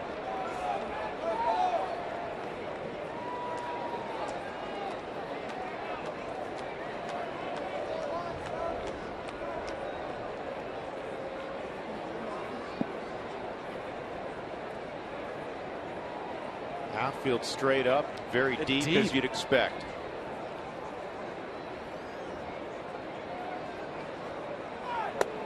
And that's in the same spot.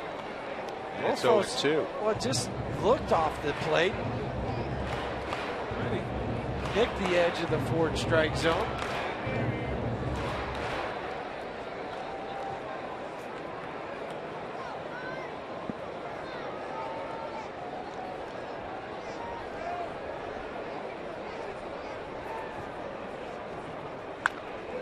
Breaking ball. It's fouled off. Well, and for the breaking ball for Barry Zito, he'll put his two fingers together, and then you'll see about half of the baseball where he'll come up over the top. This is a fantastic look from the Mike Shaw Subaru Supermo. How it comes out of his hand and then drops off the table.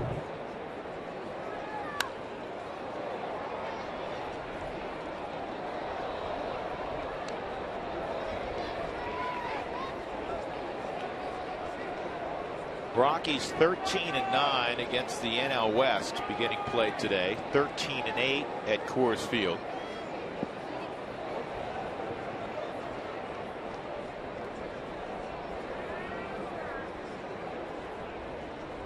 And Cargo lines his ball toward right center field, and it's going to touch down off the wall.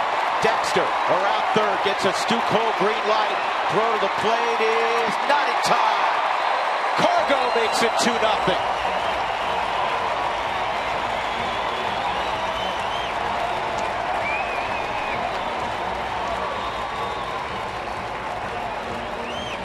Second hit today for Carlos Gonzalez and the second RBI.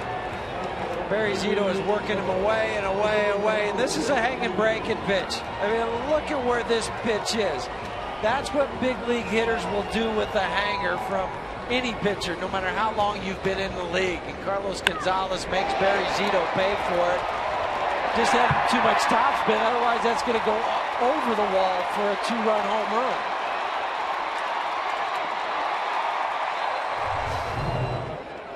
Nobody out. Gonzalez at second. Here's Tulowitzki.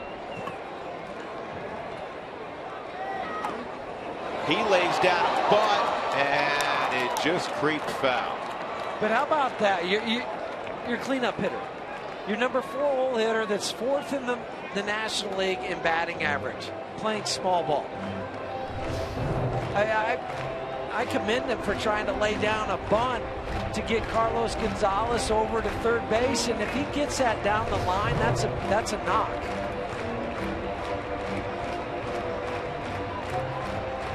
Word from the Giant clubhouse very quickly. Angel Pagan left the game with the flu, so that's why Pagan had to depart. Tulowitzki, a couple weeks ago, missed, was it 4 out of 5 games with the groin injury. And there's a big piece. Troy Rank did a really nice piece on Troy, and Keith Duggar saying, we have to be careful. That's a strike. And Troy realizes that, and that there's going to be days that he needs to take off. Well, today, folks, is his 11th straight game that he has started. Well, and you're not going to lay down a bunt to try to leg out a bunt base hit if it wasn't feeling well. 0-2. And this one is going to go foul again. That's the second home run he's hit that's been fouled by not a whole lot. Jordan Pacheco hit a foul ball down the line in the same area. People came to the game. They should have brought their gloves to get some souvenirs.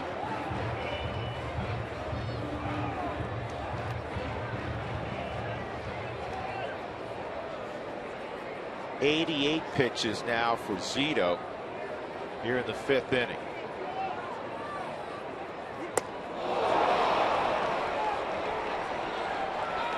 One out.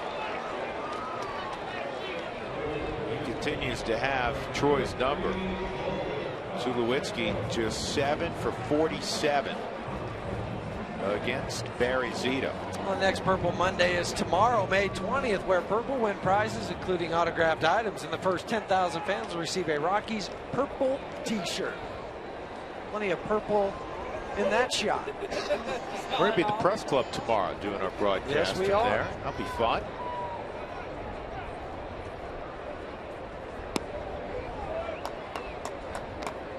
Jordan Pacheco. Jordan line back to Zito. I don't know how he caught it.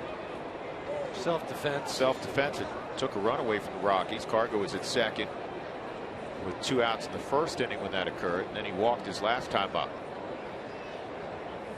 Here's the 1-0. And that's a base hit right center field. Cargo around third. He's coming home. Torres' throw will be cut off. And the Rockies have a 3-0 lead. Jordan Pacheco coming through.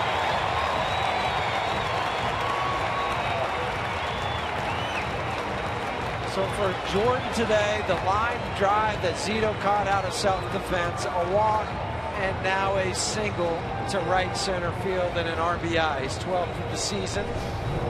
The 6th against the Giants in this series. Had 5 the other night, 1 today. Even at your level, the big league level, you go back to amateur baseball, 12-year-old baseball, high school baseball. When you have a soft tosser, what do you tell your lineup? Stay back.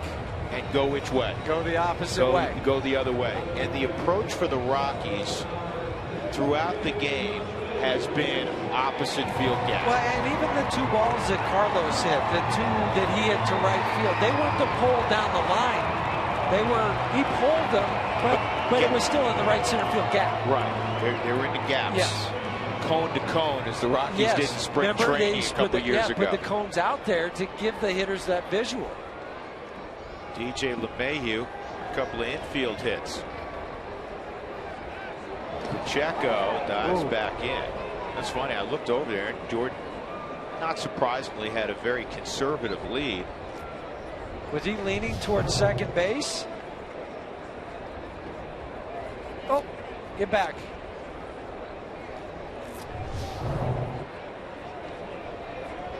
Was he leaning to get his secondary, or was he taking off? I think he was leaning to go.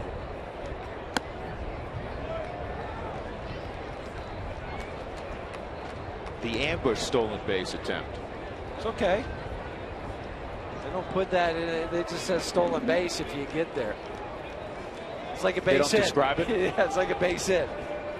It was a blue shattered bat, base hit. No, stumbled, barrel roll, but the throw hit off the pitcher's rubber. Ran into each other. Doesn't say that. And LeMahieu slices it to Bell, and what an athletic play by Crawford, and then he nearly threw it away. Bell gets it back. He bounced it to second. It's not caught there. And the hilarity of the Giant defense continues. Bruce Bochy, the next off day, he may have a practice. Just let's get back to fundamentals of baseball. Fielder's choice. It was a hit and run. Jordan takes off. DJ LeMahieu hid behind. Brandon Bell throws to Brandon Crawford. I know that Pacheco was called out. Did he have possession? There's the out. Was it on the transfer? Yeah, it went up. When it goes up, it means that he was trying to get the transfer. If the ball goes down, then he doesn't. But then the throw going into Crawford, 2 more guys colliding. Aggressive base running by LeMahieu.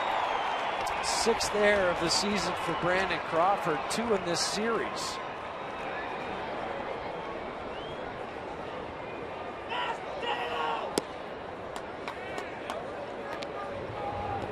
So another error for the Giants. That's 13 on this road trip.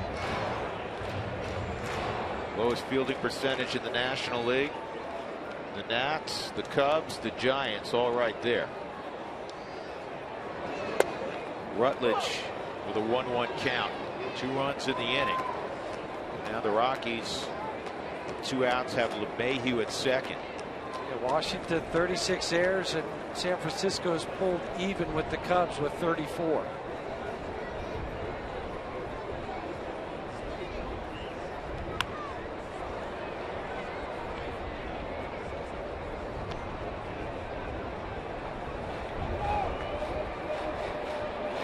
Auto glass damage. Call Safelite Auto Glass. 303-287-5000. Online at safelite.com.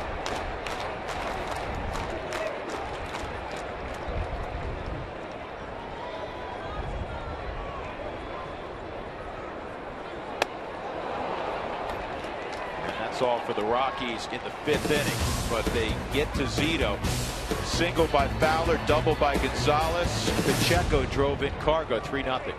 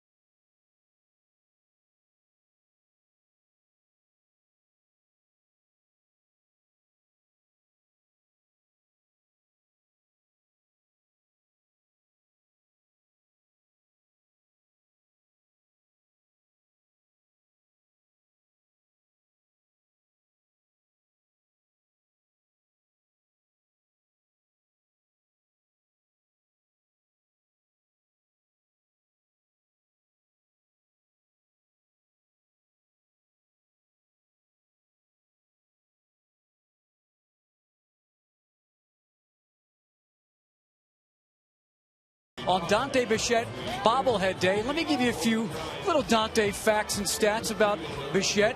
Take a look at this. He was a 17th round draft choice of the California Angels way back in 1984. 247 career home runs. That's 175th all time. 201 as a Rocky. 9 walk-offs. 9 slams, 6 walk-offs. The 6 walk-offs as a Rocky as well. And I looked up, guys. First hit came off of Floyd Bannister, good pitcher. First home run off of Steve Trout. And when he made his major league debut and got his first hit, he was hitting 8th and playing center field for the Angels. In his final game with the Red Sox, he was hitting 5th and DHing. He got 2 hits in that game, including a home run against the Baltimore Orioles. And I got this cool old glove here that one of the fans brought. That is both cool and it looks old as well. That looks like one of the gloves that the players would leave out on the field after they were done with their half inning. It's autographed also. The Cowboys on there. The Hall of Fame Cowboy. Yeah, it says HOF. Frazier's on the other signatures. Apodaca. Is that Clint Hurdle? And Hurdle. Strike 3 on Andres Torres. First at bat for Torres, coming in for the flu-stricken Angel Pagan, 1 out. And that's the 4th strikeout for Nicasio. Brandon Crawford has twice hit it to Tulowitzki. We talked about in the open, Drew, with Nicasio, what he had to do from the bullpen out to the game. It had to translate today. Well, it has. He's come out, he's pounded the strike zone, 74 pitches, 46 for strikes, 9 ground ball outs, 4 strikeouts, and working ahead of virtually every hitter.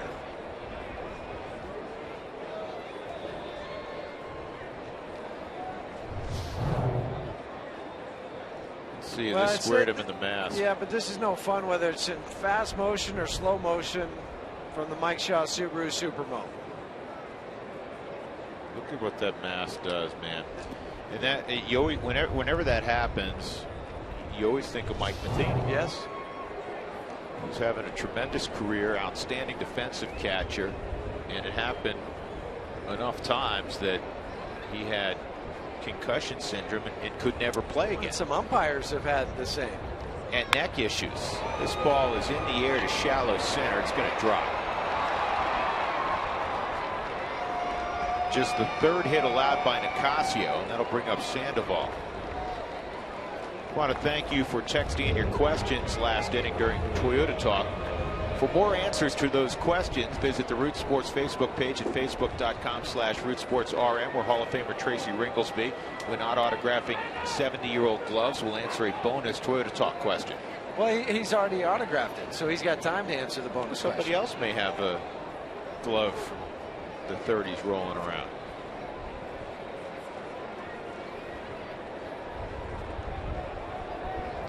I told you yesterday that Keith Duggar collects gloves. He has all kinds of gloves. He'll bring different ones out because he always is either catching a guy warming up. When I say a guy, one of the coaches who's getting ready to pitch on the field during batting practice, and then he'll also help out one of the coaches who's hitting fungos and catch for them. And there's Doogie. And one of his gloves, one of his favorites, is an old putt. Yeah, I've seen that because he changes it day to day to day, whatever he feels like bringing out. He's got some real small infielders gloves, some bigger ones. Doogie was a pretty good athlete in his own right. Doogie was a very good player down at San Diego State. Talking to Tyler Chatwood, saying, you know what, that fastball you were throwing last night. Really, it had late movement on it. Was good. You throw out another hit.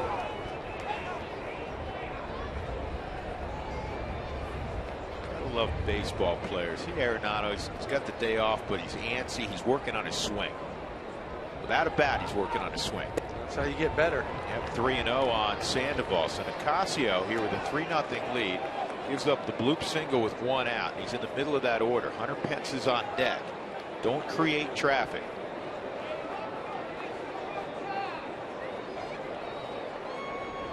Pence does something a little different when he's taking practice swings in the on-deck circle. He stops his swing, which is a little odd. Works for him, though. That's in there, 3-1. Guys in the on-deck circle will use that time to time the pitcher, where you'll see the pitcher, so you'll get in your stance, and then as he's starting to go back to throw it, you'll go back, and Hunter Pence is no swing, and I don't know why he stops. Now he's timing. Runner going, and it's in the air to center, pretty well hit. Dexter will get back, make the catch. 2 outs. You know who else does something a little different? Former Washington National and now Seattle Mariner, who's having a great year. You're nodding right now. People can't see off camera. Michael Morse. Michael Morse, and his was up top, and he would swing real slow.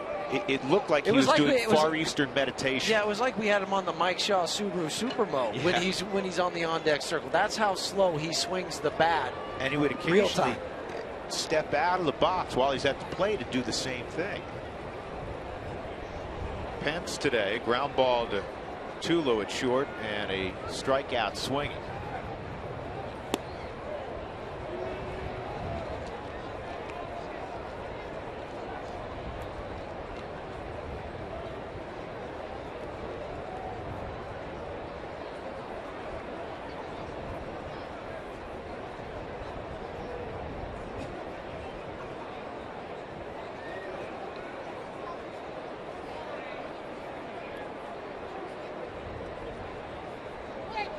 And a ground ball to second. And right through Josh Rutledge.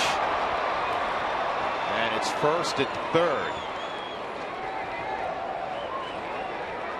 He was unable to get to that, to the short part of the big hop. Huey, why don't you explain that? And it went right between his legs. He worked himself into an in-between hop. With the runner at first, you can stay back more because you know you got the short flip to second base. So he created the in-between hop for himself.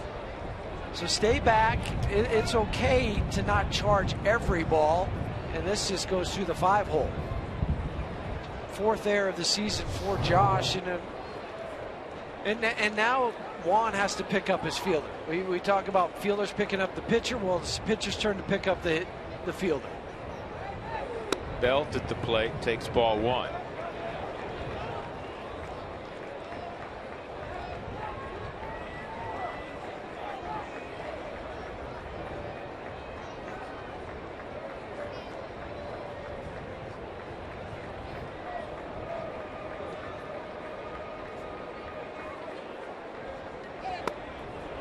In there, 1-1.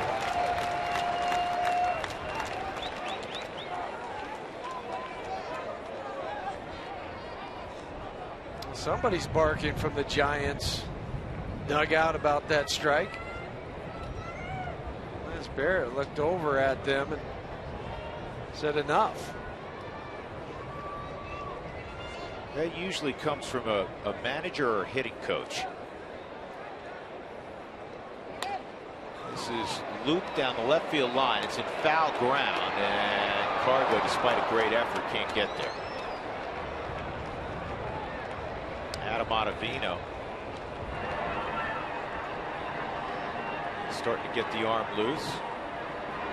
Juan is scheduled to be the second hitter next inning. 87th pitch upcoming.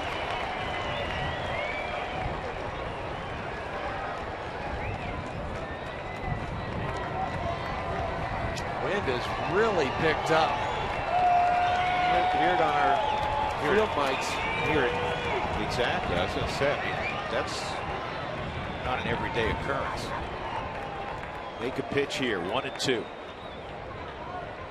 Runner going, and Pence has stolen second.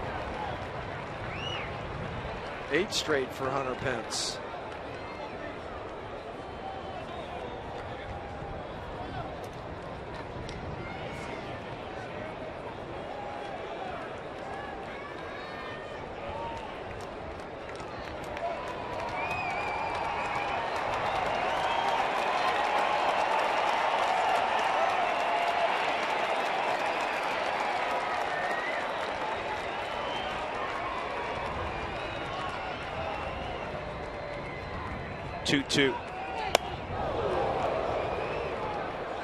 Torrey Alba wanted the fastball high, but not that high. And Brandon Belt's a left-handed low ball hitter.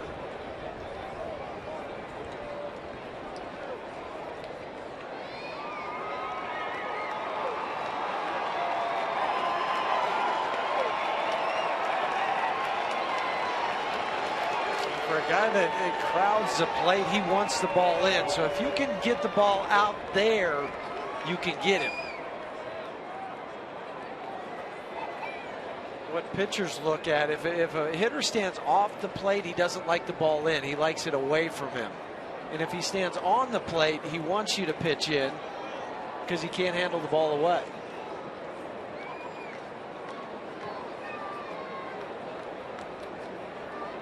Three and two on Belt.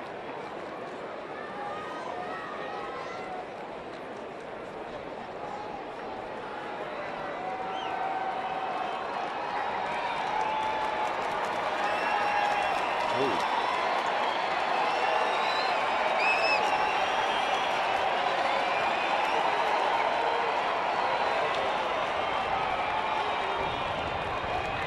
Three-two. Got it.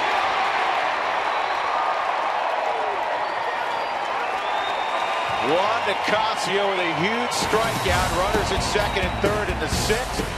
And it remains 3-0 Rockies.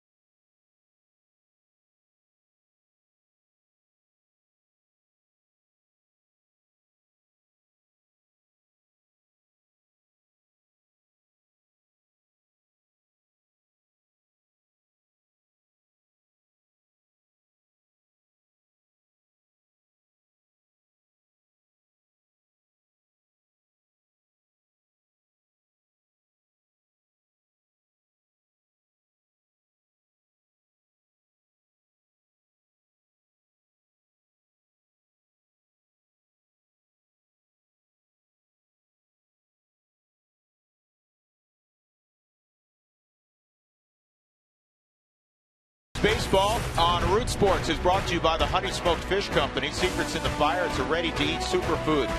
By Connect for Health Colorado. When health insurance plans compete, there's only one winner, you. And by Southwest Airlines. Find our fares online only at southwest.com. Flying bubblegum. Rockies leading 3-0 with Jeff Husek and Mark Stout. I'm Drew Goodman. Barry Zito in the bottom of the 6th inning. We'll see Yorvi Torrealba, in all likelihood, a pinch hitter. And then Eric Young. Nice job by Juan Nicasio picking up Josh Rutledge after the miscue. Easily the best outing for Juan Nicasio this year. Barry Zito has dealt with a lot of traffic, quite honestly. He's fortunate to only be behind by 3 runs. Yeah, it could be 6 or 7, and he could be out of the game.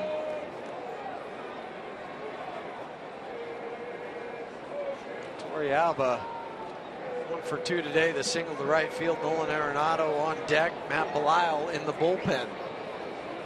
There's Nolan. Yorvi 1 for 2.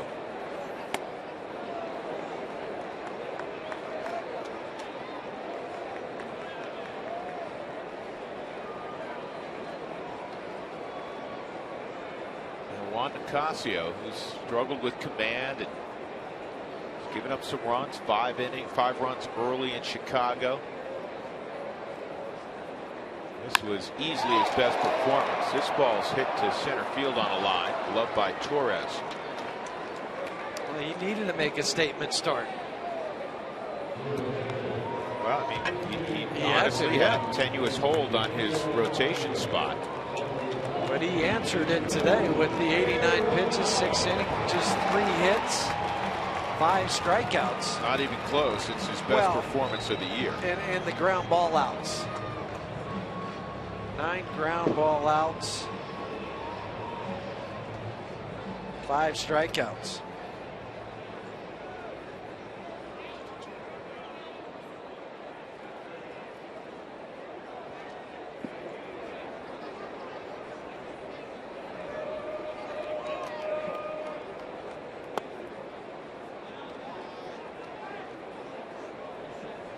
Arenado's been sitting there on the top stack near Bichette a good portion of the game, watching Barry Zito work. And he's showing patience. It's 2-0.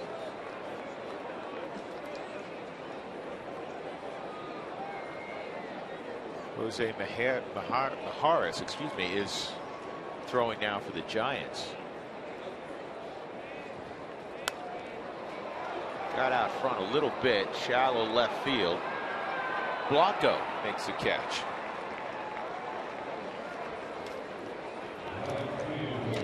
Hitting the road, subscribe to MLB.tv to see every Rockies out-of-market game online and on your favorite devices in HD quality when you're not at home.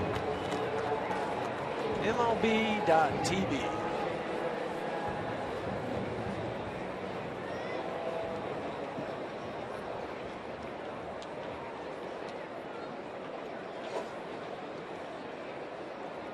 Mind seeing EY to lay down a bunt.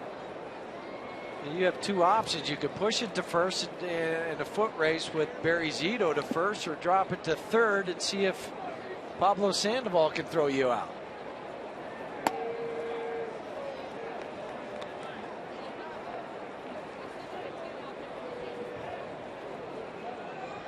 Junior Singleton scored in the first. He also had a stolen base, hit a drive to deep left in the second, and lined to short in the fourth. Some people say don't lay down a bunt with two outs, but with his speed, if you lay down the bunt, you could steal first pitch. Some other guys, you want him to hit the double. Well, he's going to reach first base. We'll see how quickly he tries to advance on Zito. Second hit of the ball game for Eric Young Jr.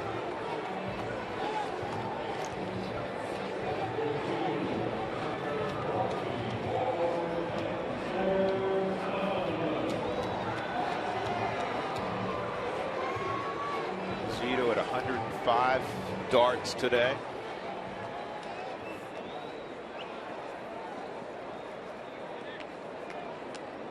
Couple hits and 3 trips this afternoon for Fowler. Rockies trying to take 3 of 4 from the Giants.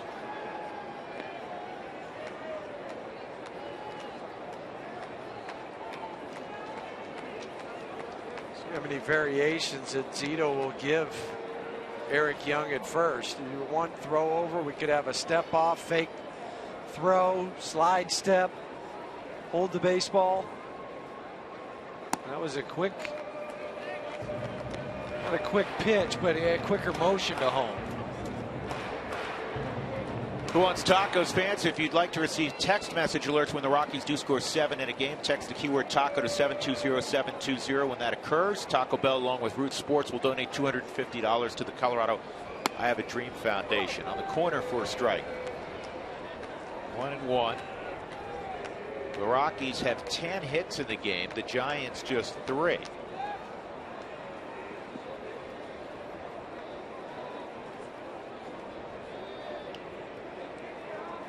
3-0 Colorado as they hit here in the bottom of the 6th.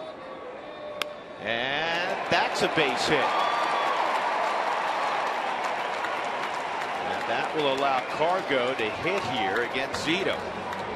Might go get Maharis to face Cargo. Give him a different look. He's 2 for 2 in a walk with 2 RBIs against Cargo. And it's exactly what Bruce Bochy's going to do.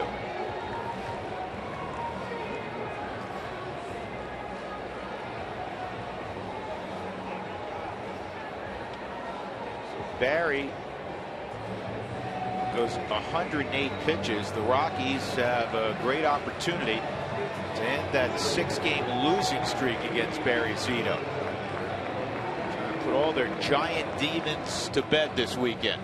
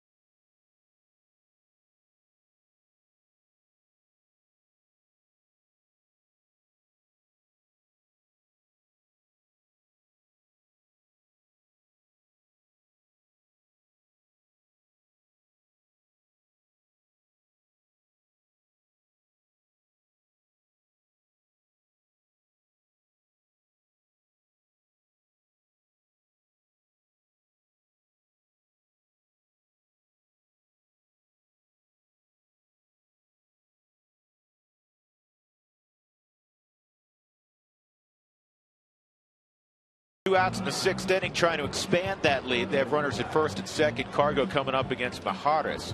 What's next is brought to you by CenturyLink. And here's game 1 of the 3-game set against the Diamondbacks. Patrick Corbin, another left-hander. He's been terrific this year. He's 6-0, and he'll go against John Garland.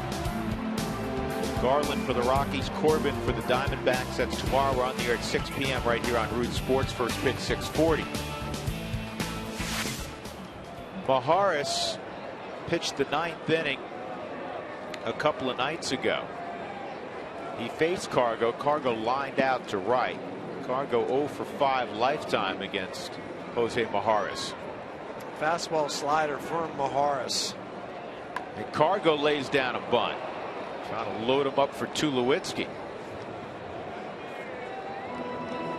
Because he knows that in the Giants bullpen there's nobody warming up, so he would get the left-hander with Troy. That's just being aware of your surroundings and what's happening, not just with your at-bat, but what the other team is thinking, how they're approaching the game. Cargo hitting .364 against lefties coming in. That has gone up.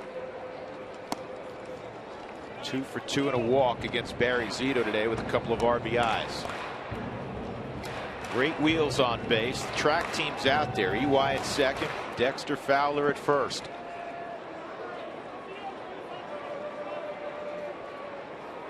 If you can get a ball in the left center field gap, Dexter could score easily and standing up. Like he held up. Tim McClellan confirms it. It's 2-1. Torres also in center field plays much more shallow than Angel Pagan against Cargo. Well, he wants to take away the blue pit. Pagan feels more confident coming in, and Torres is not the same. It's 3-1.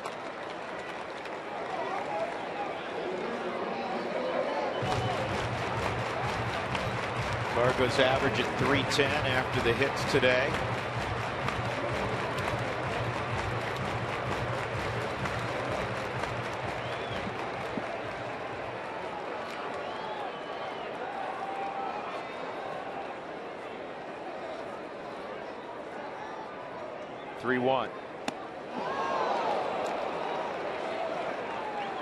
The same pitch, he checked his swing and held up to make it ball 2. And Cargo got a little anxious there because that was ball 4. It was. And a bigger swing than he's had today. Elevated, worked under the baseball. Get a slider here, you got to figure. And away from him. No, he didn't. He got the fastball in the same location. Cargo learned. And now the bases are loaded for Tulowitzki, who has been nothing short of sensational in these situations this year. You evolve, you learn your own swing, your tendencies, the longer you play the game at the major league level. And Troy has come to realize that the pitcher is in trouble. I'm not going to let him off the hook without taking my best swing in my location where I want it. Tulo's hitting .380 with runners on base. .414 at Coors Field. Outside, ball 1. He's 3 for 5 with the bases loaded this year. The Rockies as a team are hitting .333 with the bases loaded. An opportunity to get significant separation. At third base, Eric Young, a 2-out single. Dexter followed that single up with one of his own to left field. And Cargo just walked. So the Rockies as fast as they can be on base. There's Tulo this year with the bases loaded.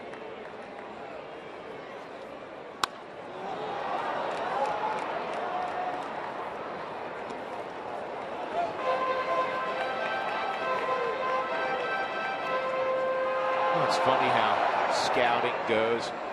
I asked Troy this a couple times through the years. I said, how in the world were you not drafted out of high school? I mean, even late at some point. He had a big arm. He was a great basketball player, heck of an athlete.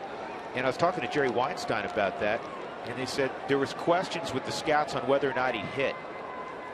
Isn't that funny?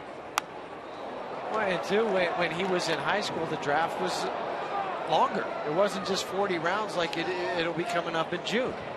You could keep going. 50 rounds. So take a flyer in the 48 to 49th. Well, it worked out for him. 3 years later, he was a first-round pick, 7th overall.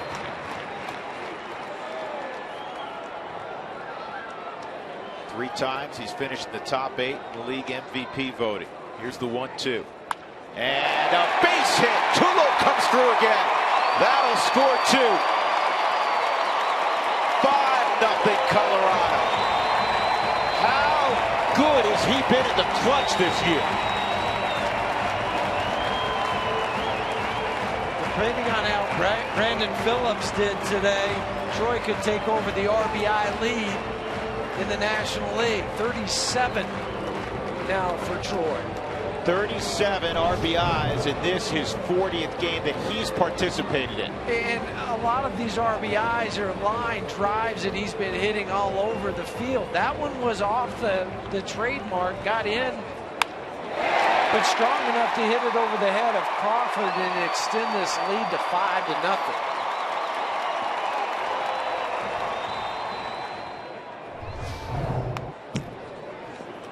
One on Pacheco, who drove in the Rockies' third run with a single in the 5th inning.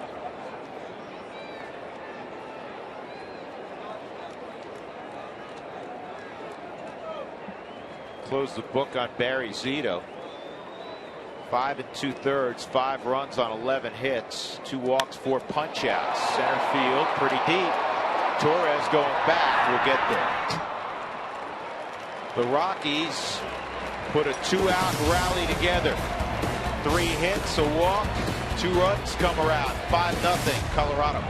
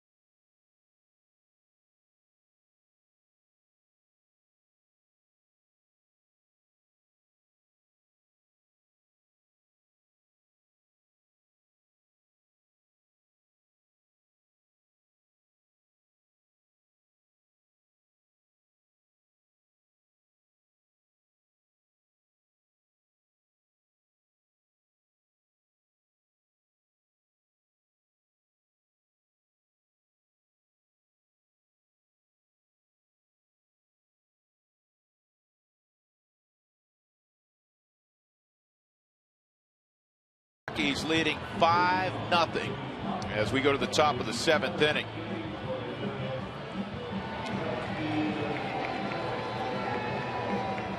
For Matt Belisle, 56 pitches this last week. That was what was so nice about yesterday's game, to have a large lead. You stay off Matt Belisle, Rex Brothers, Rafael Betancourt.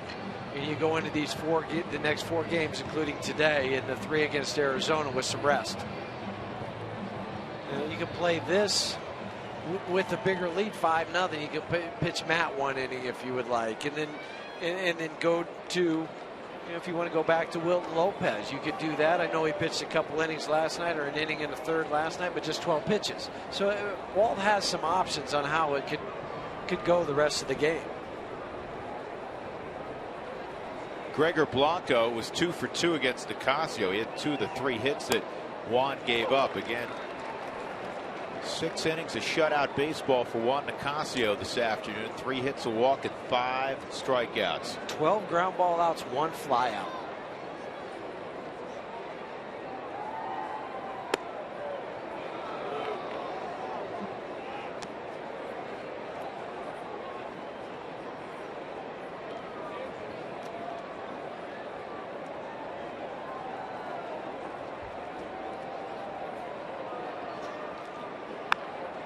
Ground ball to second. Rutledge showing range, throws out Blanco, 1 gone.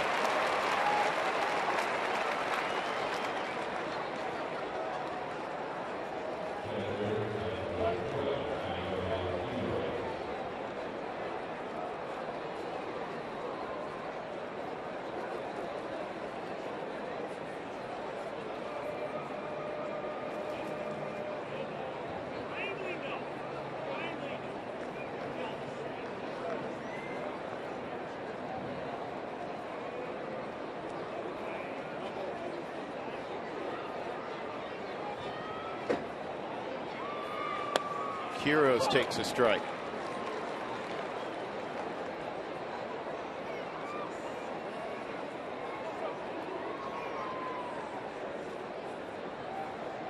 Ground ball to short and comebacker.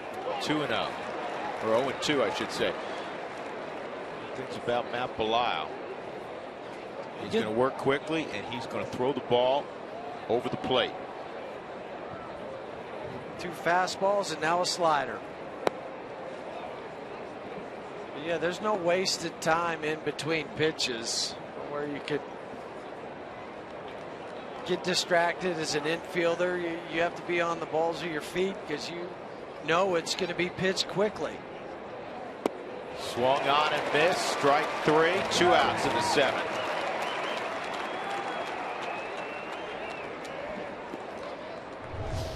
Hard slider working down and away from Guillermo. Mike Shaw Subaru Supermo. You see the red dot on the baseball.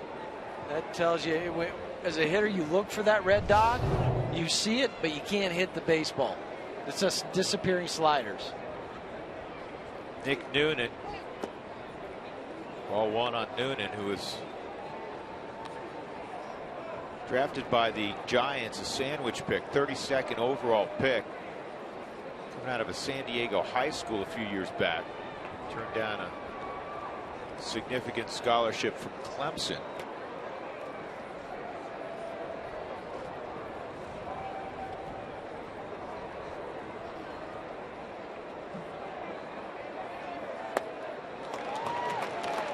One and one.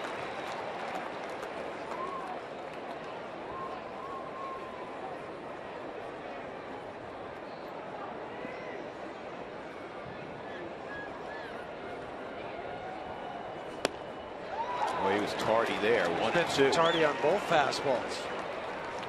Max had a little more rest of late. Pretty good life on the fastball at 92. I would go back to a fastball again away from him. That's like exactly what was called by Torrealba, and Matt Belisle obliged. Very impressive 7th inning. 2 punch outs for Matt Belisle.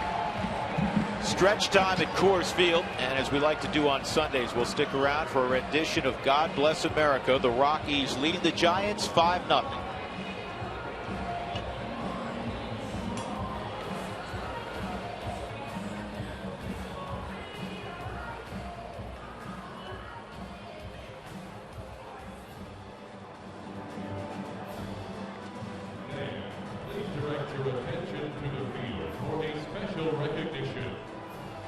The Colorado Rockies are proud to host and honor those who sacrifice on behalf of us all. With us on field today is Technical Sergeant Jose Vitanet.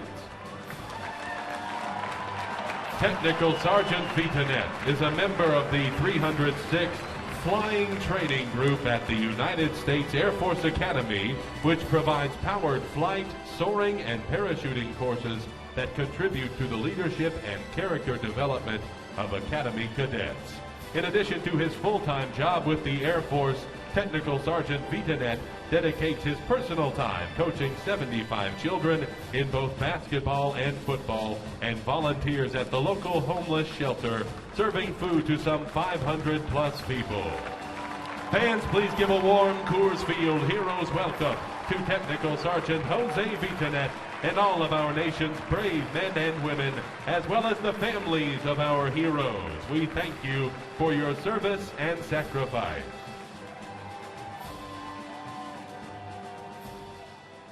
Fans, please rise as we honor our great country by the performance of God Bless America.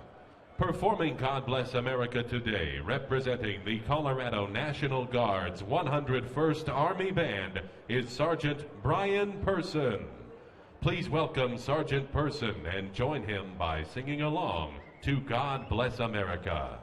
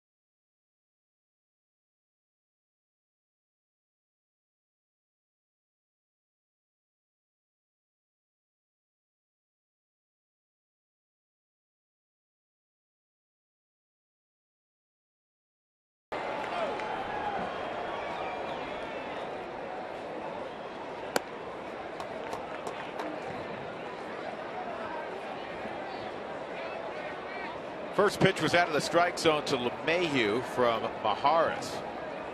DJ leading off the 7th inning. The Rockies up 5-0. That's on the corner. 1 ball, 1 strike. DJ LeMahieu, Josh Rutledge, Yorvi Torrealba in the Rockies half of the 7th. The Rockies have out-hit the Giants 12-3. Trying to take 3 of 4.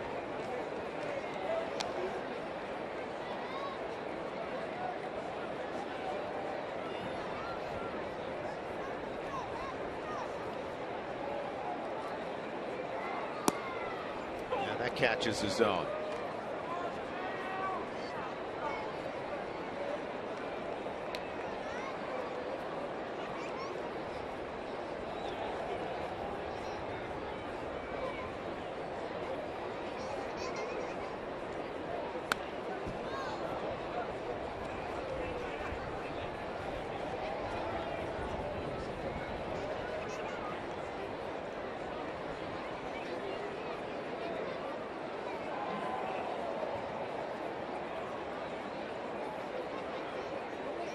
DJ 2 hits, 3 at bats today. Rockies with 14 hits yesterday.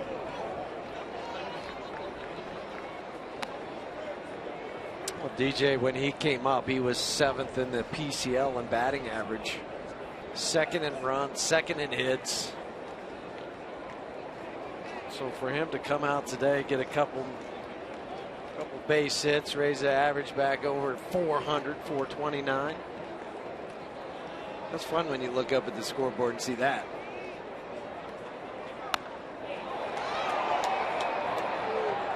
And Pence in right field, right on the edge of the track, makes the catch.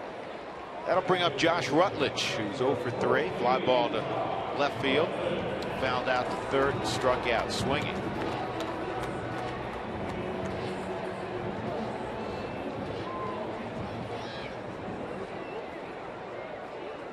Barry Zito came into the ball game with a 2.47 ERA lifetime against the Rockies, which is the 2nd lowest active ERA against Colorado. Minimum of 50 innings pitched. The only one better, Chris Carpenter, who's trying to come back with the Cardinals, had a 141. 2-0. You said it earlier in the game that the starter's ERA for the Giants coming into this or during this road trip was 10.27. Even with Zito's 5 earned runs today, it lowered their starter's ERA on this road trip. Yeah, 20. that just tells you how bad it has been for them, but good for the Rockies. Yeah, with 42 runs, 29 in the 3rd. 32, as you said, earned. Yes. Think about that, though. On a 6-game road trip, you have 10 unearned runs. This ball pulled the hole. Base hit, Josh Rutledge.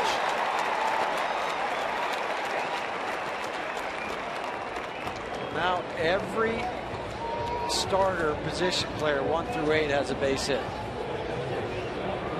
If you're thinking at home about the etiquette of do you run here or not, you got the left-hander Maharis on the hill. 5-run lead at Coors Field in the 7th inning. You haven't approached that yet. No, and that would be maybe in the 8th inning you would think about it. It would be different because you only have the 3 outs to try to get. But for me, 5 runs, bottom of the 7th. If you feel like you could steal a base, steal it. Well, you don't have to. Wild pitch from Maharis. Rutledge moves up.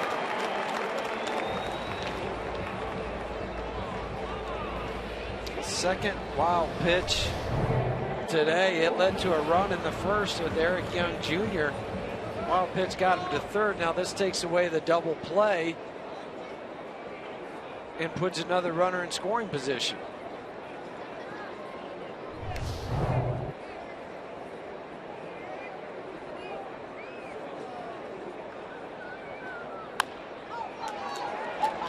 Good read by Rutledge. Ball wasn't hit that hard. He can cross, so he's at 3rd with 1 out. Excuse me, with 2 outs. Torrealba retired, and that'll bring up Johnny Herrera pinch hitting for Belial. Johnny with a pinch hit, base hit last night.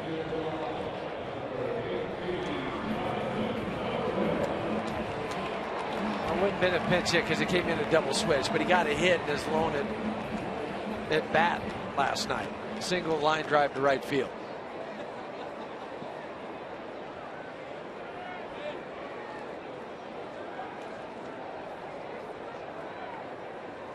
Outside on Johnny.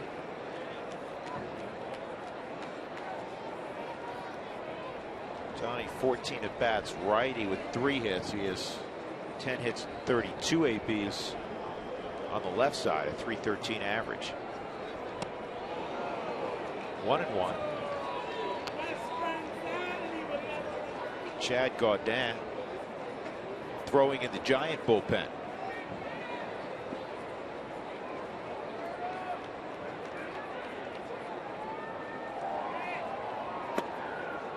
Two and one. Rockies last night with their second straight wins. First time they won back-to-back against the Giants in 2 years. First time they won back-to-back this year since April 20th when they had an 8-game winning streak. It's the first time they scored 10 or more in back-to-back games since last June. Up 5-0 here in the 7th. And it's 3-1 on Herrera. And then the Rockies bullpen, Rex Brothers. The last time the Rockies have won 3 straight against the Giants was in 2010.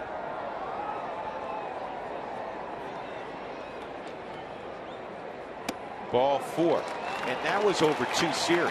That was the end of 1 series, and then the first 2 of a series later on in late May, early June. The last time they won 3 straight from the Giants in the same series was August of 2009. And that's why coming into this series, Walt Weiss was saying this is a big 10-game stretch, and it's a big homestand against the San Francisco Giants.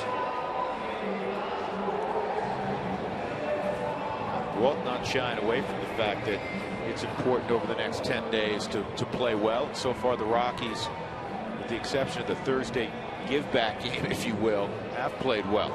Here's today's game summary. It's brought to you by Comcast. Advertise your business locally on the networks people watch. Go to ComcastSpotlight.com for details. The Rockies got a run in the first, opportunities in the second and third, but they did not score. Finally, in the 5th inning, they got 2. They got 2 more in the 6th.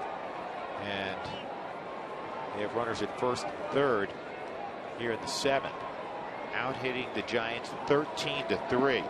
Eric Young Jr. a couple of singles, a couple of runs scored.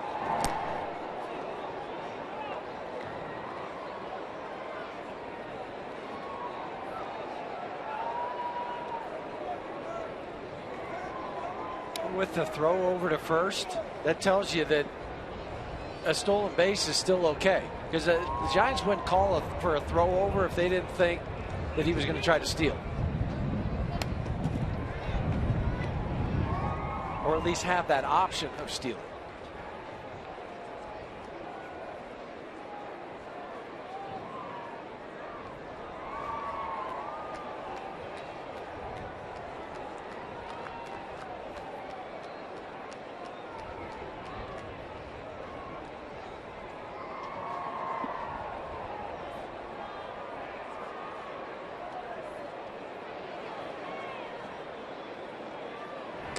And again, they'll check out Herrera. Rutledge is at third. The Rockies with 5 runs today for the 22nd time this season. When they score 5 or more in a game, they're 19-2.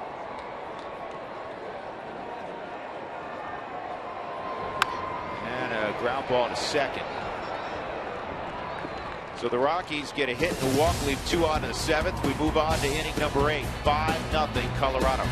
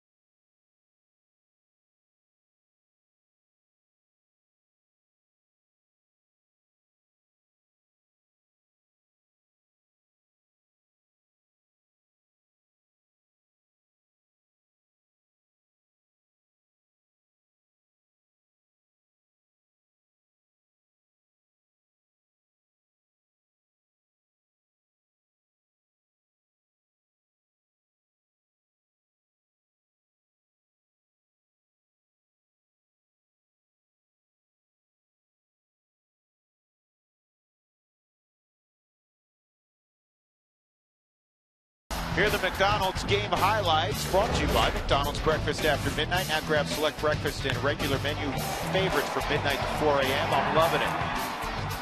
Cargo drove home the second run. He drove home the first run also. This one with a double. And then Pacheco would drive Cargo home with that line single to right center field. And then the bases loaded for Troy Tulowitzki in the 6th inning with 2 outs. And as he's done all year, he comes through. Troy has 37 RBIs this year in 40 games played, but he's only started 36. Think about that. An RBI for every game he started. At least Charlie Blackmon is in right field. Johnny Herrera is at second base. And Rex Brothers will throw the 8th inning. 16 straight scoreless outings for Rex. And he has just been nothing short of spectacular. 0.49 ERA. Joaquin Arias is the pinch hitter in the pitcher spot.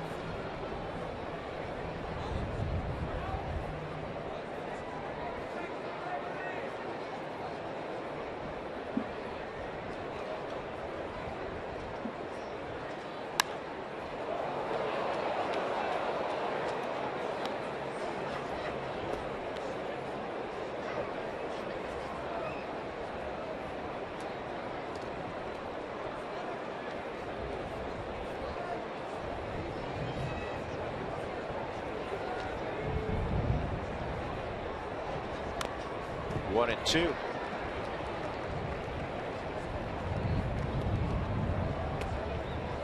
Last, I mentioned Rex Brothers with the 15 scoreless. The last time he allowed a run was April 6th.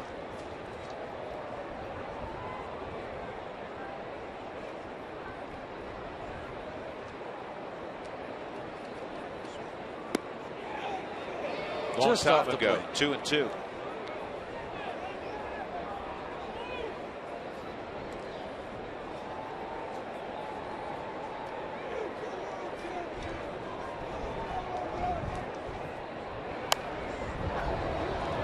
Down the right field line, but way out of play. In fact, it's up in the second deck. It really has been gusting the whole afternoon. Blowing in from center field.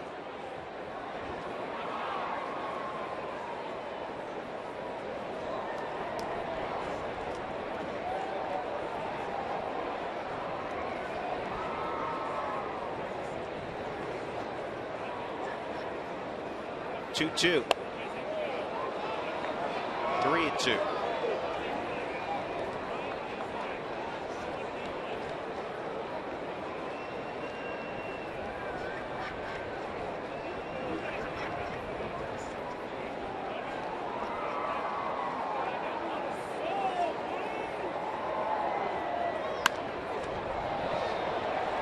Too low. Won't have a play. Brothers, I think, got some leather on it to slow it down, but Arias with a base hit. Arias with good speed, and Troy wisely just ate it.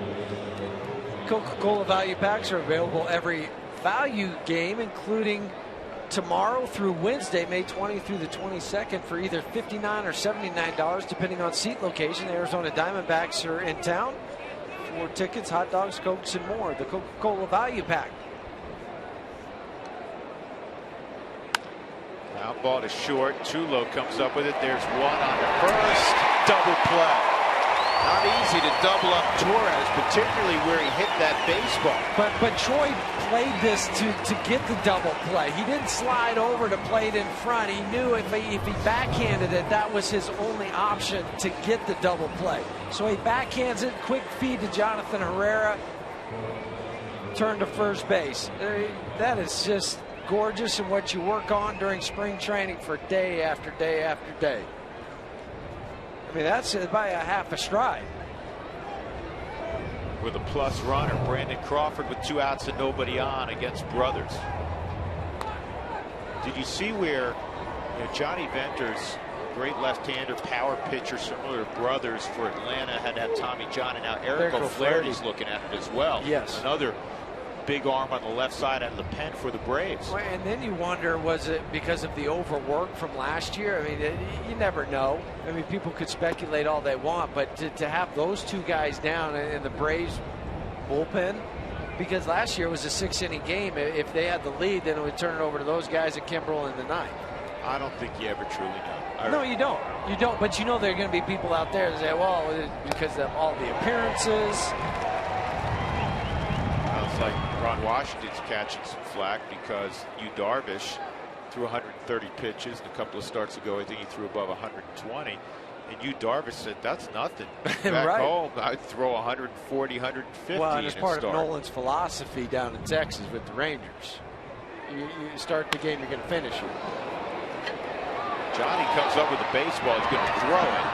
Stay in here. And it didn't. And that's one Johnny wishes he ate, because it turns into an error. So Crawford with an infield hit, and will go to second on the error.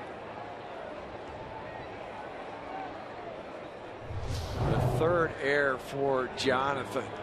The jump and didn't get quite turned enough, and it goes off the glove. It's going to be a base hit and an error on Jonathan.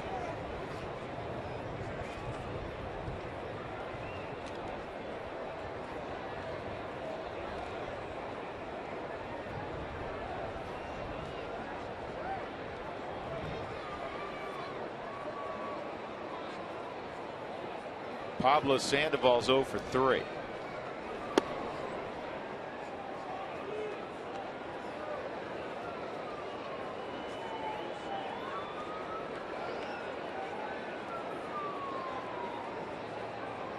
Pablo hitting .341 right-handed.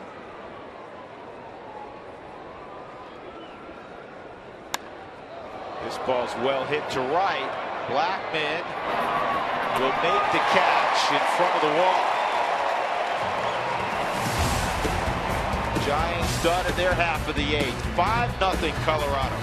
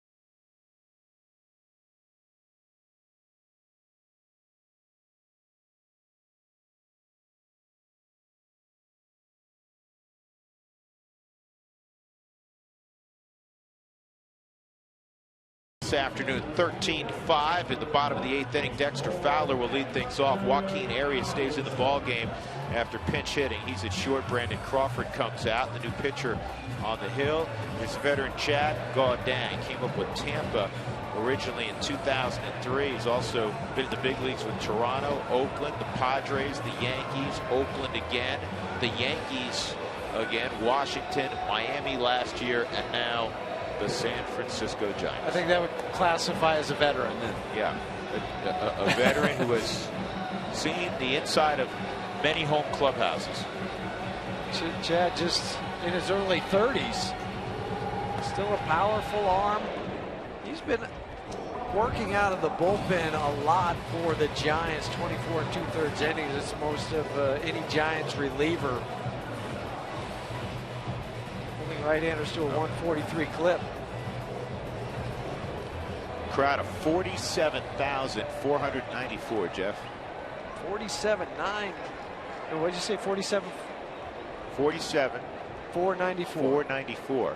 41,412 last night. 43,365 on Friday night. So that's around 130,000, and then 33,000 on Thursday night. Over 160,000 people for the Rockies and Giants over the weekend. Pretty good considering school's not out yet. No, but the weather's nice. You playing the Giants, but the Rockies are gonna hang on for this. They take 3 out of 4.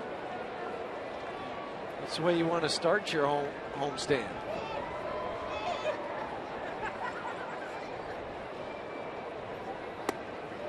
Godin misses there. It's 2-1 on Fowler. Dexter with 3 hits today. He had 3 hits last night. Well, he's 5 for 10 in the last 2 ball games. As you mentioned, so that keeps the average going. How about his 7th hit in the last 2 ball games? A 4-hit ball game for Dexter. Those 7, I mean, that's what gets the average going again. It's back up to 286 for Dexter. Well, Cargo's had a perfect day at the plate. Single, double, 2 RBIs, and 2 walks. He's also thrown out a stolen base.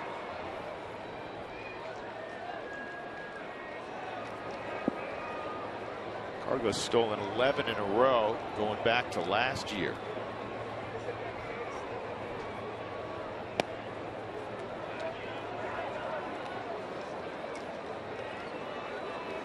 Stolen base earlier was his 8th of the year.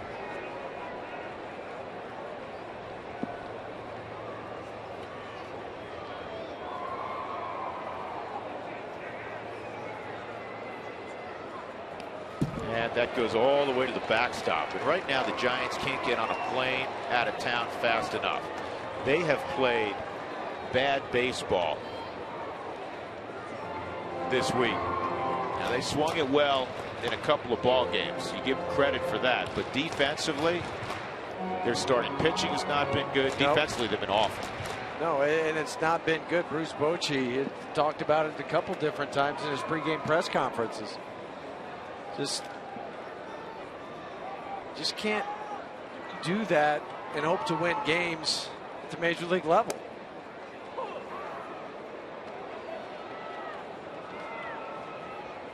Dexter with the 4 hits, tying a career high. They just wanted to match Troy from last night with his 4 hits.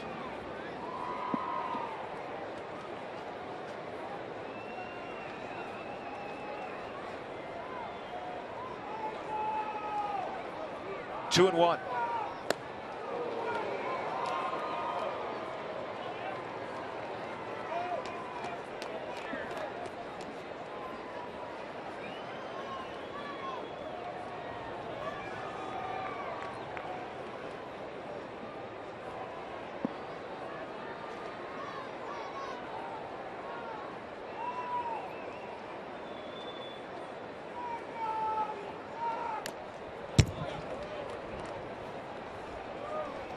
Out in the bullpen, Adam Ottavino, Rafael Betancourt for the Rockies.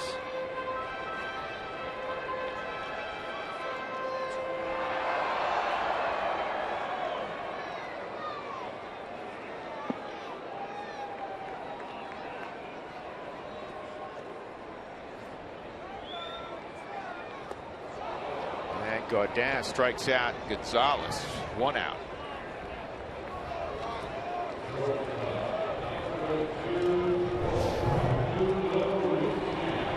Hard slider from Chad Godin. That didn't have any sideways movement. It was more of a curveball, but the way he gripped it was a slider grip.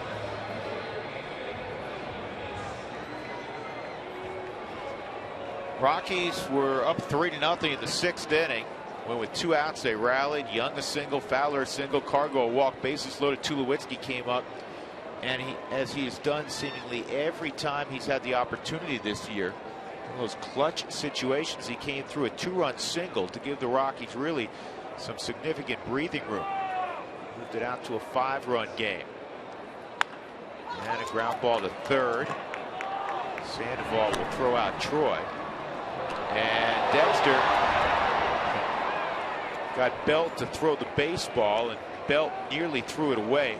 Arias with the good hops to get a little leather on. Yeah, he had to use the bag for help to get up high enough.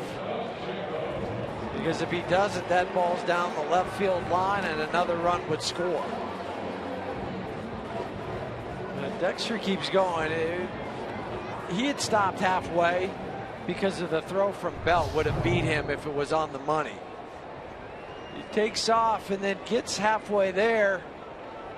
Oh, he didn't use the bag. I thought just he had straddled the bag.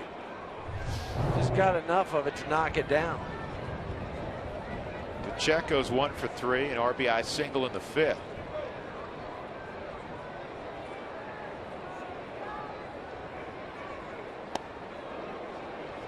Bottom of the 8th inning.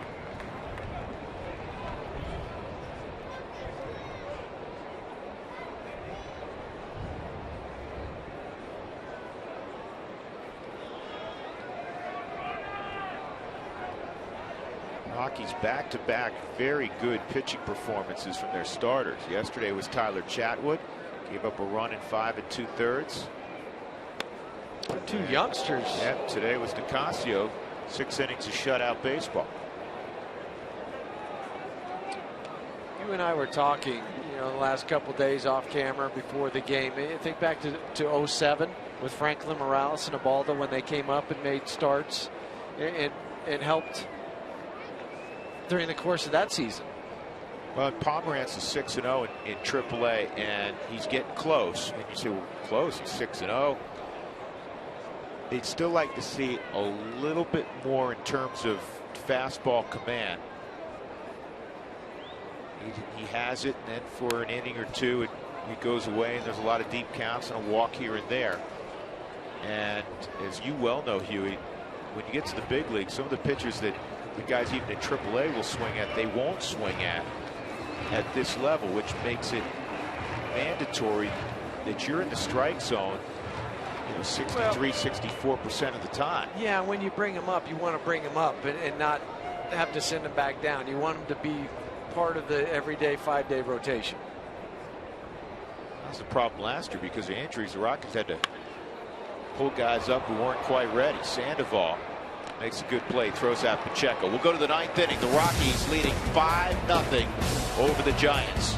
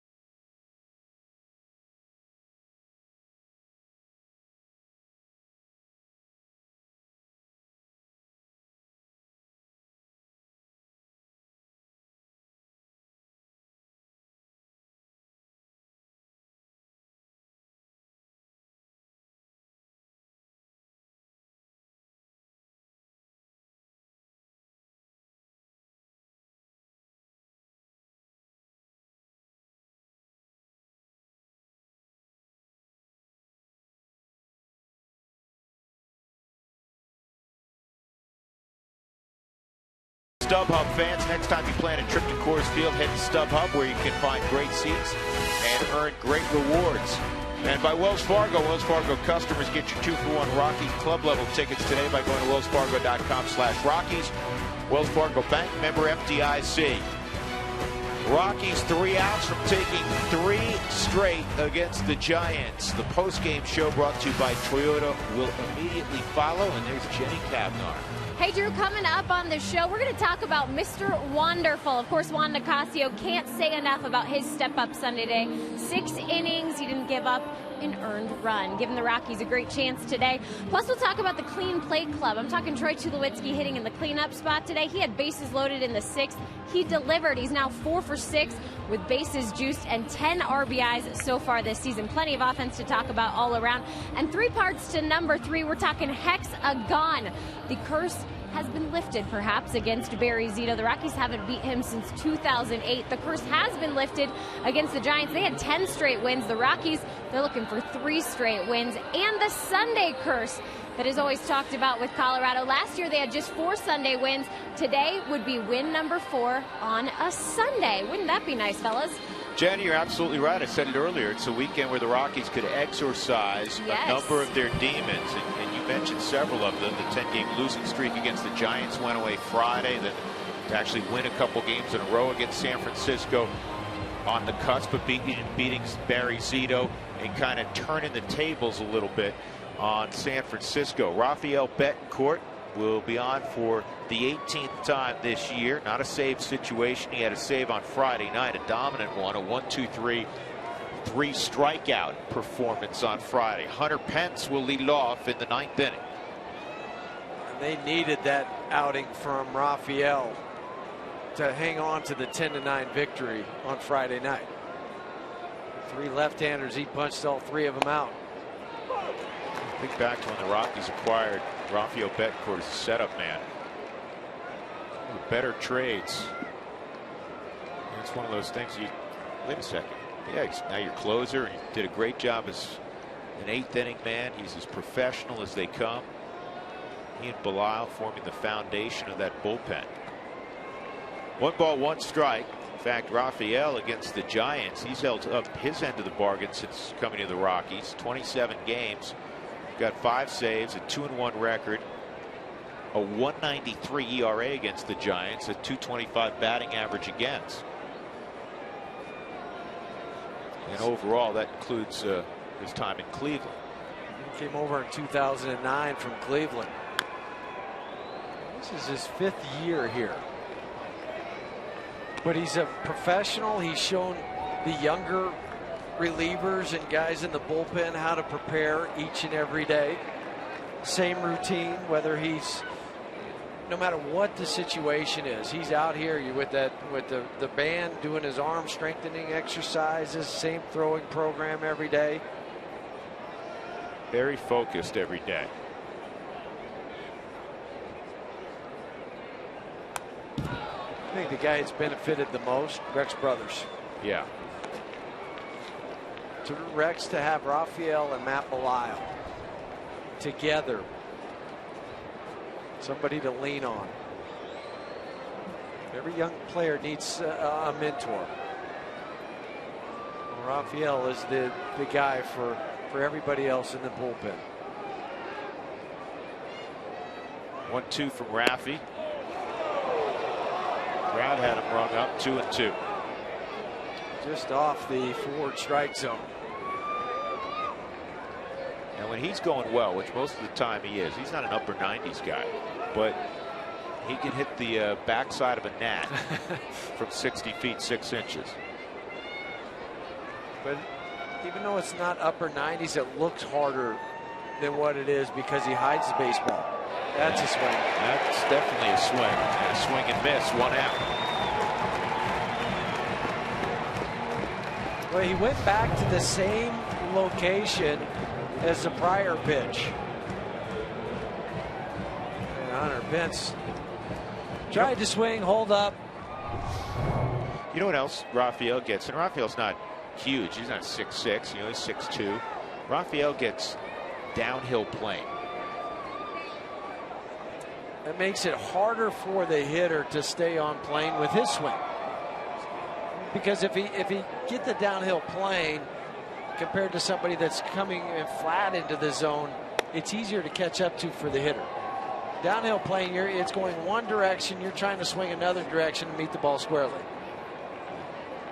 not easy to do. No. 1-0 on Brandon Belt. 1 out in the 9th inning. 5-0 Colorado. Out in front of the plate, Raphael, like a former shortstop. Right by his ear.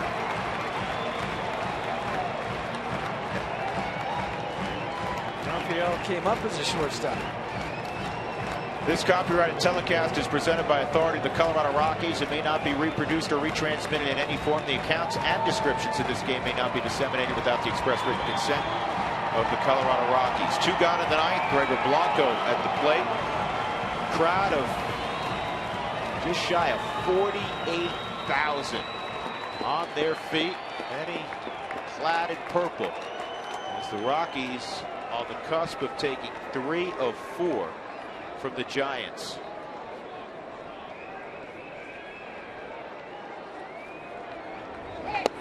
Drop the curveball in. 0-1. In Arizona, who's coming to town. They lost down in Miami 2-1 earlier. Ricky Nolasco beat Wade Miley. Dodgers lost, by the way, in Atlanta 5-2 to the Braves. LA's now 17-25. Bunted in the air. Torey Alba didn't see it in time. It's 0-2. Your reaction for the catcher is to go out in front. That's where you think the ball is going to be. Popped it up over the head of Yorby. San Diego in the NL West about to put away the Nationals. They're up 13-4 in the 9th inning.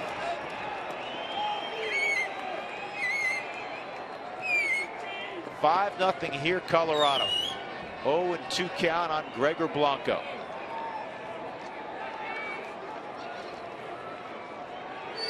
Swung on and missed. Ball game over. And the Rockies have defeated the Giants 5-0. They've won 3 straight against San Francisco. They take the series 3-1, and they make a statement. 2013 will be different. Complete performance for the Rockies. An emphatic 5-0 win, and when you get a shutout, it begins with starting pitching.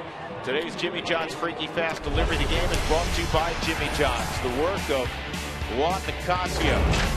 6 innings, and he allowed only 3 hits, 6 shutout innings, a walk, 5 strikeouts. Easily his best performance of 2013. Visit jimmyjohns.com to find a location near you.